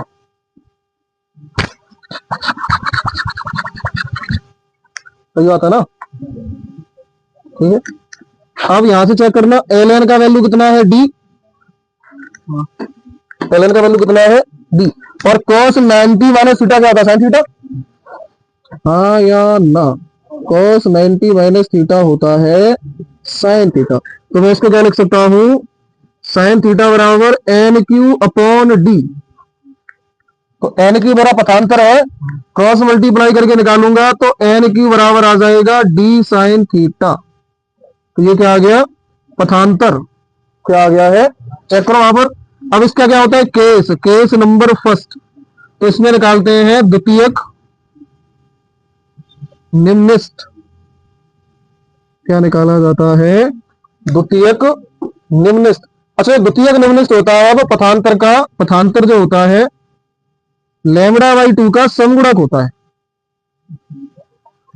जैसे उसमें दीप्त फ्रिंज होता था, दीप्त फ्रिंज में पथांतर क्या होता था, लैम्बडा बाई 2 का समगुणक, तो ऐसे ही द्वितीयक निम्निष्ठ, क्या बोला मैंने, द्वितीयक निम्निष्ठ में पथांतर जो होता है वो लैम्बडा बाई 2 का समगुणक होता है। ये आप नोट पॉइंट लगाना कि दीप्त फ्रिंज में पथांतर लैम्बडा बाई 2 का समगुणक होता है, अदीप्त फ्रिंज में पथांतर लैम्बडा बाई 2 का विषमगुणक होता है।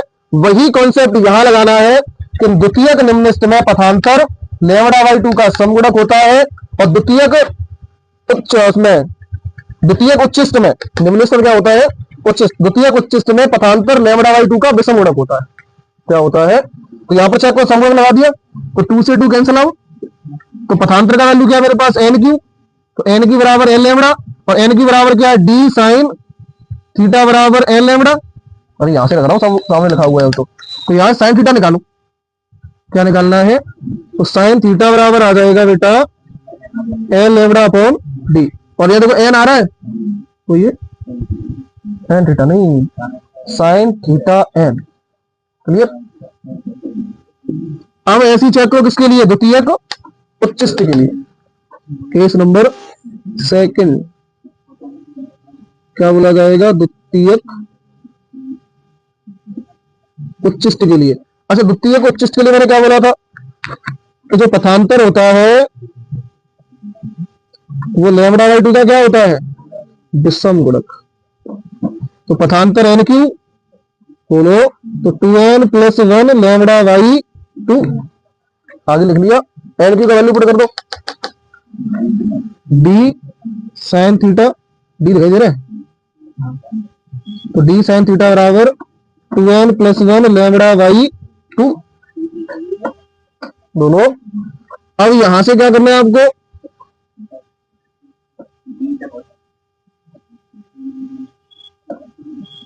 डी पे पहुंचा दे, डी पहुंचाना तो क्या, साइन थीटा बराबर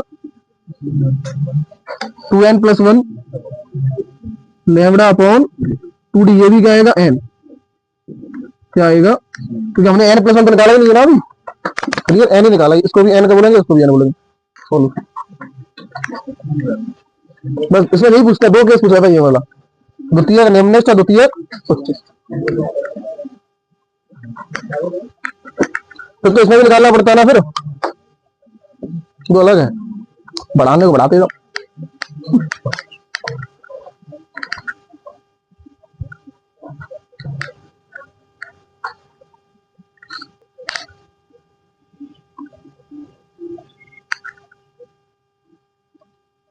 और अगर आप उसको माना लिखना चाहो तो वही लिख देना, यंग वाला ही सेम लिख देना।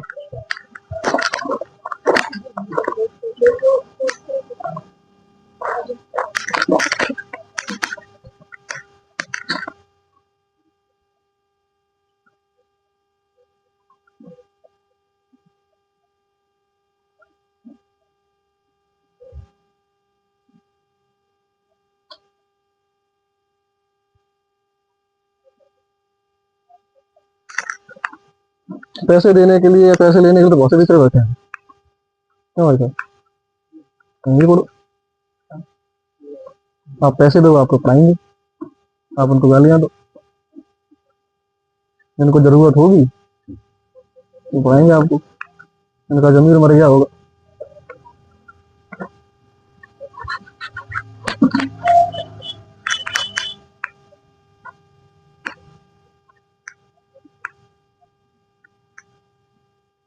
और सबसे बड़ी बात तो ये है कि हर साल इन्हीं दिनों में आके कुछ ना कुछ फिक्स है।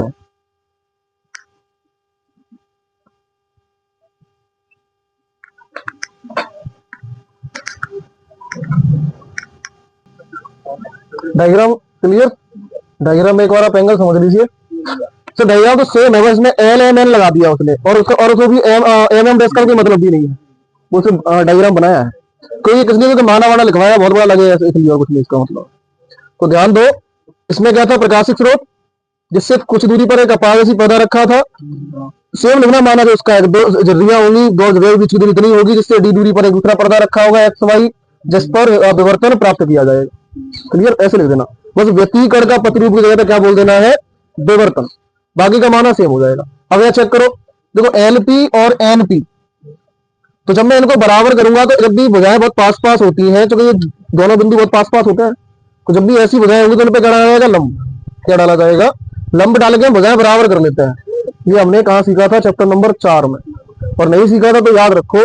जैसे एक ये रेखा है, इस बिंदु से एक तो इसके ऊपरी ऊपरी हिस्से से भी रेखा, बड़ा डीप में समझना है, और एक इसके निचले हिस्से से भी रेखा, तो ये रेखा दोनों कैसी है, बराबर, और इसको बराबर करने में हम क्या डालते हैं, लंब, क्योंकि वो बराबर होती है, क्योंकि थोड़ा बहुत माइनर अंतर होता है।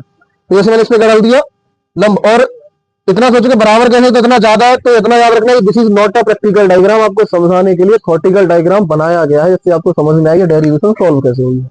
अभी मैं डायग्राम न बना के डायरेक्ट कर देता तो आपको कुछ भी समझ में नहीं आता इसमें कि चल क्या रहा है। क्लियर? तो इसलिए मैंने इस पे क्या डाला, लंब, तो लंब का डाल दिया एल क्यू, जिससे क्या हो गया, एल पी और क्यू पी क्या हो गया, बराबर। तो अब बचा कितना, एल क्यू, तो ये इन दोनों भुजाओं का अंतर बचा एल क्यू, जिसको बोलेंगे पथांतर, और हमें इस डेरिवेशन में क्या निकालना होता है, पथांतर। क्लियर? तो चेक करो, माना लिख लोगे, एंगल समझना है, एंगल देखो, ये वाला एंगल थीटा, तो यहां से लेकर यहां तक 90, 90 में जाएगा हटा देंगे तो ये आ जाएगा 90 माइनस थीटा, और यहां से लेकर यहां तक 90, 90 में से 90 माइनस थीटा जाएगा, थीटा बचेगा ये वाला थीटा। अब ये 90 और जो थीटा का कितना 180 में दोनों में जोड़ घटाएगा तो 90 माइनस थीटा। क्लियर? अब क्या लगाओगे, समकोण त्रिभुज एल एन क्यू में, एल एन क्यू में क्या लगेगा, cos 90 माइनस थीटा बराबर आधार बट्टे कर्ण दोनों, तो एन क्यू अपॉन, अच्छा ये तो आपको समझ में आएगा कैसे एडजस्ट करते हैं इनको। क्लियर? वो वैल्यू देख लेते हैं उसमें कैसे क्या दिया गया है, सॉल्व करना सीधे बटन आनी। तो 90 माइनस थीटा बराबर N Q upon L N का वैल्यू डी, और 90 का थीटा क्या होता है, तो साइन थीटा बराबर एन क्यू अपॉन, तो क्रॉस मल्टीप्लाई कर दूंगा तो एन क्यू बराबर डी साइन थीटा। अब यहां से केस नंबर फर्स्ट, तो द्वितीयक निम्नलिखित आया ना, तो क्या होता है, पथांतर बराबर लैम्डा बाई 2 इंटू 2n। अच्छा 2n क्या है, समगुणक, जैसे दीपवृंद में होता था उसी प्रकार द्वितीयक निम्नलिखित में होता है समगुणक। तो 2 से 2 कैंसिल आउट, तो बचेगा क्या, पथांतर है, तो एन की बराबर एन लैम्डा, पथांतर का वैल्यू डी साइन थीटा बराबर एन लैम्डा, तो यहां से साइन थीटा बराबर एन लैम्डा अपॉन डी, और यहां पर क्या लगा देंगे एन, क्योंकि एन का वैल्यू आया। अब आपको यहां से एन प्लस वन नहीं निकालना है, एन प्लस वन निकाला जाएगा तो यहाँ पर वैल्यू चेंज की जाएगी, फिर उसमें घटाया जाएगा, फिर वो अलग सिस्टम है, कुछ नहीं करना। अब यहाँ पर केस नंबर सेकंड, द्वितीयक उच्चिष्ट, तो द्वितीयक उच्चिष्ट में क्या होता है, जो पथांतर होता है वो लैम्डा बाई 2 का विषम गुणक होता है। क्या होता है, क्या करना है, केस नंबर सेकंड में क्या, द्वितीयक उच्चिष्ट में पथांतर जो होगा वो क्या होगा, लैम्डा बाई 2 का विषम गुणक। तो पथांतर का मतलब एन क्यू, तो एन क्यू बराबर 2n प्लस 1 लैम्डा बाई 2। अब यहां से एन क्यू का वैल्यू क्या रखा जाएगा, तो डी साइन थीटा बराबर 2n प्लस 1 लैम्डा बाई 2। अब यहां से साइन थीटा निकालो, तो साइन थीटा बराबर 2n plus 1 lambda upon 2d, और ये भी किसका लिया, एन का। तो sine theta N, N mention करना बिल्कुल छोटा सा, जैसे साइन थीटा एन ऐसे करेंगे। क्लियर? तो क्या हो जाएगा, साइन थीटा एन बराबर 2n प्लस 1 लैम्डा बाई 2। अगली हेड लगाइए, प्रकाश का ध्रुवण।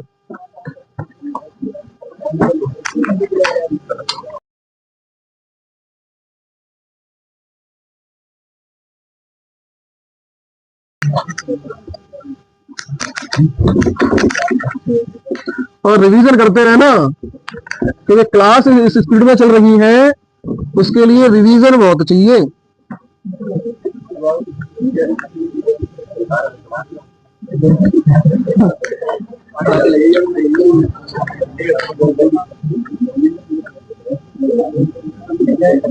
बताओ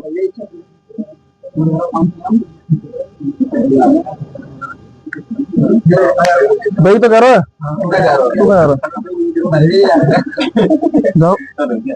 चेक करो क्या हेडिंग नाम का प्रकाश का ध्रुवण इंग्लिश में क्या बोला जाएगा? Polarisation of light. जाओ पानी पीने के लिए किसने रोका? क्लास थोड़ी रुक जाएगी। चेक करिए क्या है प्रकाश का ध्रुवण, क्या होता है? Polarisation of light. अच्छा, ये प्रकाश का ध्रुवण क्या है? ध्रुवण का मतलब होता है जो चीज फैली हुई है उसको इकट्ठा करना। जैसे रात फैल जाए फिर बूंदी इकट्ठी कर लो, तो वो क्या आपने बूंदी का क्या कर लिया? ध्रुवण। आया ना? तो जैसे अभी सपोज दैट आप लेके जा रहे हो समोसा और कार्टून फट गो, फैल गए। आया ना? मतलब कोई भी चीज फैल जाती है, फैली हुई होती है, उसी को इकट्ठा किया जाएगा। अच्छा, कोई चीज इकट्ठी पहले से ही हो तो क्या उसको इकट्ठा करोगे? वो तो पहले से इकट्ठी है, तो जो फैली हुई होगी उसी को तो इकट्ठा किया जाएगा। तो जो प्रकाश है वो अनुप्रस्थ तरंगों के रूप में है। इसके रूप में है बेटा। और अनुप्रस्थ तरंग क्या होती है? जैसे इनका तरंग वर्त में चलती है, इसमें चलती है, तो इसका मतलब तरंग जाएगी इस डायरेक्शन में, तो इसके जो माध्यम के कण होंगे, पार्टिकल्स ऑफ मीडियम कहाँ वाइब्रेट होंगे वो उसके 90 डिग्री पर। जैसे तरंग जा रही होगी इधर, तो कंपन कहाँ कर रहे होंगे इधर, ऐसे करके। क्लियर? इधर तरंग जा रही है तो चेक को इधर जा रही है, माध्यम ऐसे कण ऐसे कंपन कर रहा है, तो जस्ट 90 डिग्री एंगल बनेगा। तो यहाँ पर चेक करो, जो प्रकाश है वो कैसी तरंग है? अनुप्रस्थ तरंग। तो इसका मतलब प्रकाश का फैला हुआ होता है। जैसे आपने देखा हो कभी कभी आंखों पे चकाचौंध लग जाता है, हाँ या ना? जैसे आप लगाना हैवी सा बल्ब और बल्ब लेके चलना, तो वो भी चारों तरफ फैल के चलेगा। प्रकाश में कंडीशन है तो फैलेगा। अच्छा, प्रकाश फैलेगा नहीं तो दिखाई कैसे देगा? हाँ या ना? तो प्रकाश कैसा फैला हुआ और फैलेगा कब? जब प्रकाश किस फॉर्म में होगा? अनुप्रस्थ तरंगों के फॉर्म इसमें होगा। अब प्रकाश फैला हुआ उसको क्या करना है? इकट्ठा। क्या करना है? तो ये चेक करो, हमने लगाया उसको वाहनों में लगाया हेडलाइट। क्या लगाए? तो जो हेडलाइट होते हैं उसमें हमने लगाया अवतल दर्पण। क्या लगाया? जैसे अवतल दर्पण लगाया तो अवतल दर्पण ने क्या किया? प्रकाश को बिल्कुल एक जगह पर एडजस्ट कर दिया, वो सीधा जाकर दिखाई दिया, तो वो भी हमने प्रकाश को सिकोड़ा, इकट्ठा करा।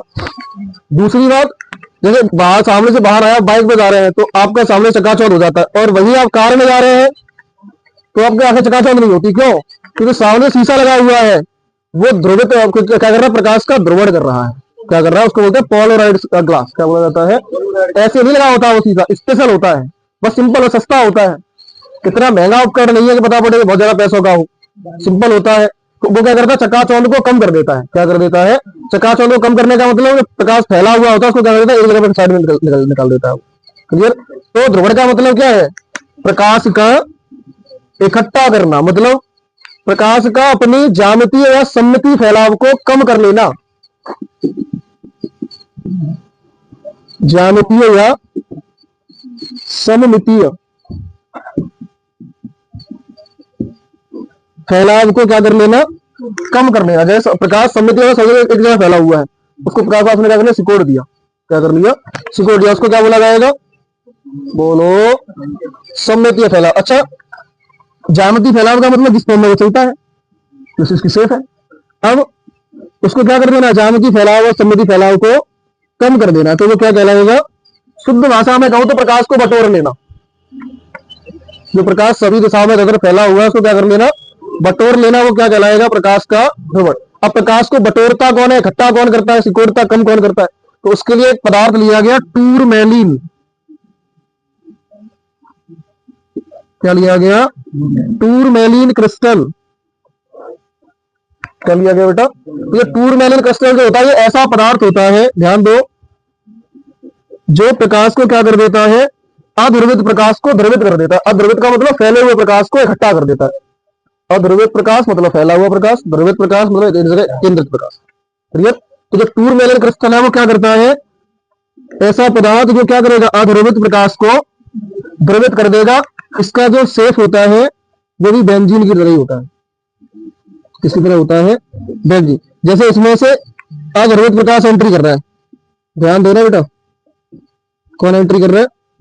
अध्रुवित प्रकाश, प्रकाश नहीं, अध्रुवित प्रकाश। अध्रुवित प्रकाश का मतलब यहां पर ऐसे फैला हुआ, बात है नहीं। अध्रुवित प्रकाश का कर रहा है एंट्री, और इसमें जो निकलेगा वो कैसा हो जाएगा? ध्रुवित, कट्टा नहीं, इसमें भी पॉइंट हट जाएगा। ये कैसा प्रकाश है? अध्रुवित प्रकाश है, हाँ या ना? और ये कैसा प्रकाश है? ध्रुवित प्रकाश है। ध्यान देना। ये किसका वजह से बनाया हुआ है? टूरमैलीन क्रिस्टल का। कैसा होता है? बेंजीन टाइप होता है। इसमें से इसमें अध्रुवित प्रकाश पे एंट्री करता है, मतलब फैला हुआ प्रकाश। जैसे चकाचौंध हुआ, वो फैला हुआ प्रकाश था, चकाचौंध वाली स्थिति सामने से बाहर आ रही हो, तो उसमें एंट्री करेगा, पॉलीमर शीशा लगा हुआ है, उसको तुरंत क्या कर लेगा? उसको सिकोड़ देगा, इससे आपको चकाचौंध की घटना नहीं होगी। चकाचौंध समझता होगा कोई? चकाचौंध समझ में आता है, उनको दिखना बंद हो जाता है। तो चेक करो, तो अध्रुवित प्रकाश, तो अध्रुवित प्रकाश का मतलब फैला हुआ प्रकाश एंट्री करेगा, और जब निकलेगा तो कैसा होगा वो? ये कौन सा पदार्थ है? क्लियर? अब आप हट लगाइए प्रकाश का ध्रुवण।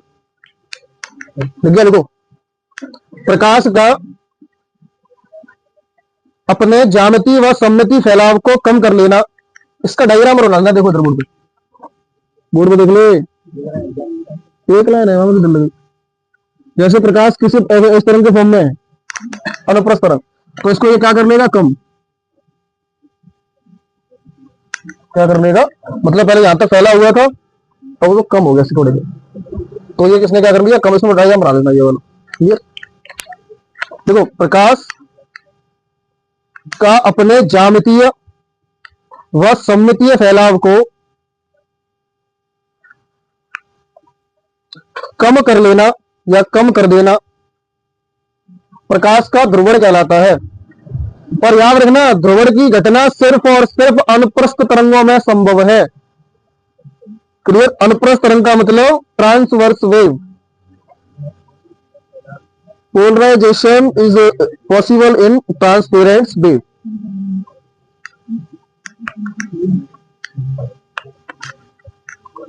देख गया? डायग्राम वाला बना दो। जो तरंग थी वो कम हो गई है,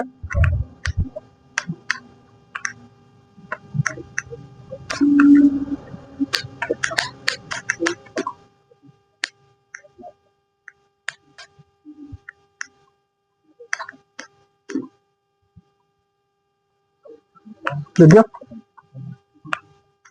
बताओ प्रकाश का ध्रुवण क्या होता है? को कम कर लेना क्या कहलाता है? प्रकाश का। और सबसे ज्यादा कौन करता है? टूरमैलीन। ले दो, टूरमैलीन क्रिस्टल लगा के देखो, टूरमैलीन क्रिस्टल।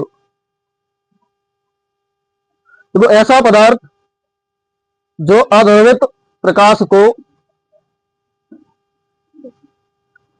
टूरमैलीन क्रिस्टल में देखो, ऐसा पदार्थ जो अध्रुवित प्रकाश को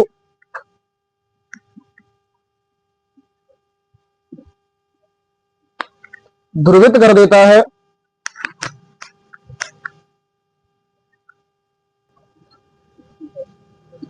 ऐसा पदार्थ जो अध्रुवित प्रकाश को ध्रुवित कर देता है, उसे टूरमैलीन क्रिस्टल कहते हैं। तो कहते हैं, लिखना कोई जरूरत नहीं होती, आपको पता होना चाहिए क्या है। ये तो 9th वाली कंडीशन है, 9th हाई वाली कहते हैं, कहलाता है। क्या डाउट है मुझे पूछो। हाँ,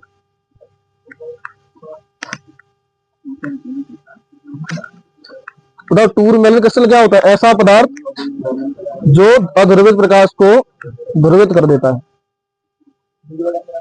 और क्या?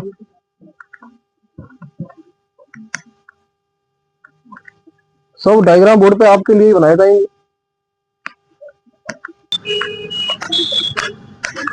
और जब इस चैप्टर का इंपॉर्टेंट पोर्शन चलेगा तो इसमें कुछ 2-3 क्वेश्चन जो लीव कर दिए गए हैं वो तभी पढ़ा दिए जाएंगे। क्लियर?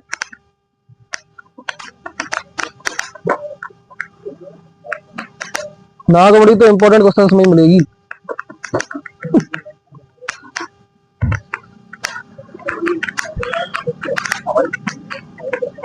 हम्म,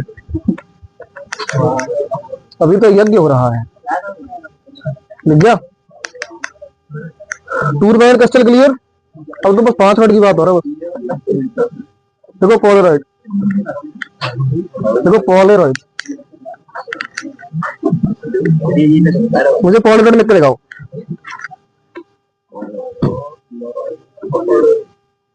पोलराइड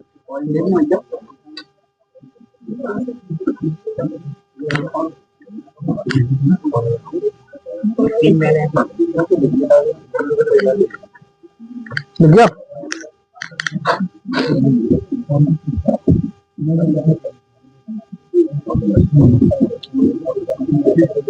क्या है पोलराइड?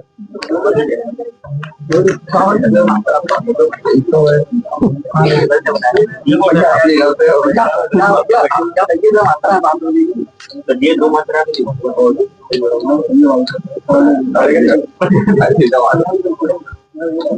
लिख गया पोलराइड? ये पोलराइड का चुनाव, ये पोलराइड जो होता है ये एक सरल और सस्ती जुगाड़ है। हाँ मिल जाएगी। क्या है? सरल और सस्ती जुगाड़ जो करती क्या है? ध्रुवित प्रकाश उत्पन्न करती है, मतलब इकट्ठा प्रकाश ऑटोमेटिक उत्पन्न कर देती है। क्लियर? जैसे अब आपको देखो घरों में कहाँ मिलेगी, जो कार का शीशा होता है सामने वाला, वो पोलराइड है। हाँ सामने वाला जो होता है वो क्या है? पोलराइड। क्लियर? हाँ बिल्कुल। अब तो मोटरसाइकिल में वाल करो, मोटरसाइकिल देखिए उसमें से पूरा कवर से लगा हुआ आ रहा है। हाँ ऊपर कवर बनी रह गया है।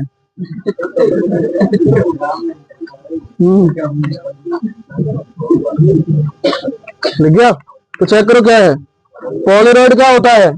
अच्छा आपने वो देखा है जागो ग्राहक जागो, पहले ऐड आता था, हॉलमार्क लगा हुआ आता था, तो जो हॉलमार्क आता था उसको आप चेक करते थे, उसको ऐसे ऐसे करते थे तो उसको तब दिखता था इस पे क्या लिखा है। तो जिसने किया होगा वो समझ पाएगा, बाकी का तो सबके लिए जादू चल रहा है। जो अच्छा एक और पहले आपने देखा होगा तब वो आते थे फोटो, नौकर करो दूसरा दिख गो, नौकर करो दूसरा दिख गो। हाँ ना, वो सबने देखे, वो पोलराइड की वजह से ही हो रहा था। हाँ हाँ वही जो आते थे, अब नहीं आते शायद, पहले मिलते थे। ऐसे देखो तो अलग फोटो दिखता था, ऐसे देखो अलग दिखता था। हाँ हाँ साईं बाबा किसी का भी लो तो उसमें एक और चीज होती थी। अब मैं आपको क्या चीज देखने को मिलेगी, हॉलमार्क देखना, जो ऐसे लगा होगा पीले से कलर का, कोई चीज लगी आती है मार्केट से आई, मार्केटिंग से एक्सपोर्ट होकर आती है, तो उसको हॉलमार्क लगा होता है। जैसे आपने देखा होगा हॉलमार्क देखकर ही खरीदें, देखा या नहीं देखा? तो हॉलमार्क होता है, उसका टेढ़ा मेढ़ा करोगे तब आपको दिखता है कि इस पे क्या लिखा है। बहुत सी बुक्स पे लगा होता है, देखा ना? हाँ हाँ हाँ हाँ हाँ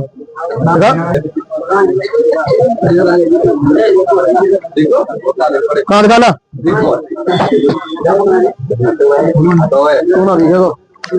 ये दिख रहा है ये। अब इसको ऐसे गौर से करोगे तब समझ में आएगा इसमें क्या लिखा है। इसका हॉलमार्क बहुत बड़ा है, देखो विद्या यहाँ लिखा है, यहाँ लिखा है ऐसे करके।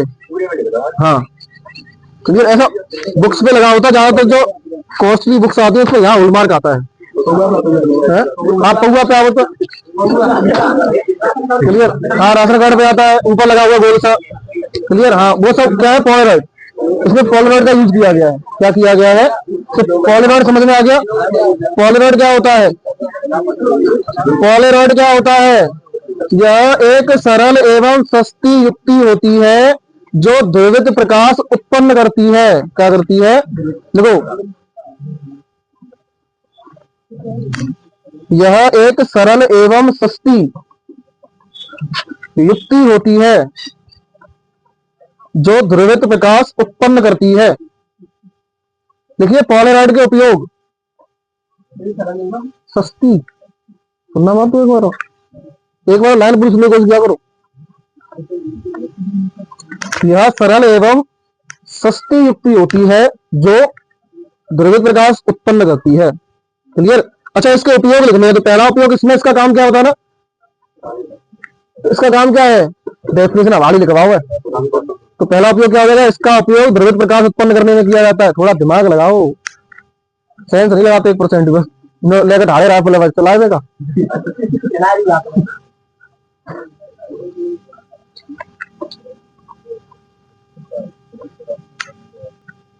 दिख गया? पहला उपयोग क्या है? इसका उपयोग ध्रुवित प्रकाश उत्पन्न करने में किया जाता है। दूसरा लिखिए, इसका उपयोग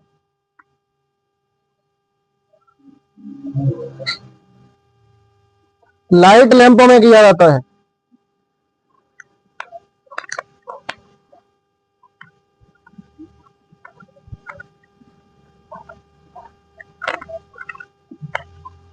तीसरा लिखिए, इसका उपयोग हॉलमार्क में किया जाता है। जागो ग्राहक, जागो बहुत पहले ऐड आती थी। एक पहले ऐड आती थी मेंटोस, एक आती दद्दू। दद्दू वाली ऐड देखी है?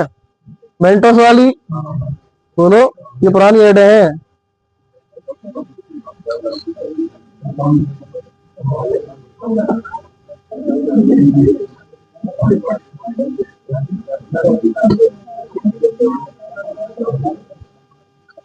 ठीक है, आपका चैप्टर नंबर 10 खत्म हो गया है। इसमें कुछ इंपॉर्टेंट क्वेश्चंस हैं जो न्यूमेरिकल्स हैं और एक दो थ्योरेटिकल टॉपिक्स हैं, वो हम जब कराएंगे जब इंपॉर्टेंट क्वेश्चन चलेगा। क्लियर? नॉर्मल चैप्टर खत्म हो गया। अब आप लगाइए फॉर्मूला। कैसे क्या हो गया देखते देखते। फॉर्मूले लगाओ, फॉर्मूला, बाकी कल पता है। Thanks for watching this lecture and to be continue other lectures or the series.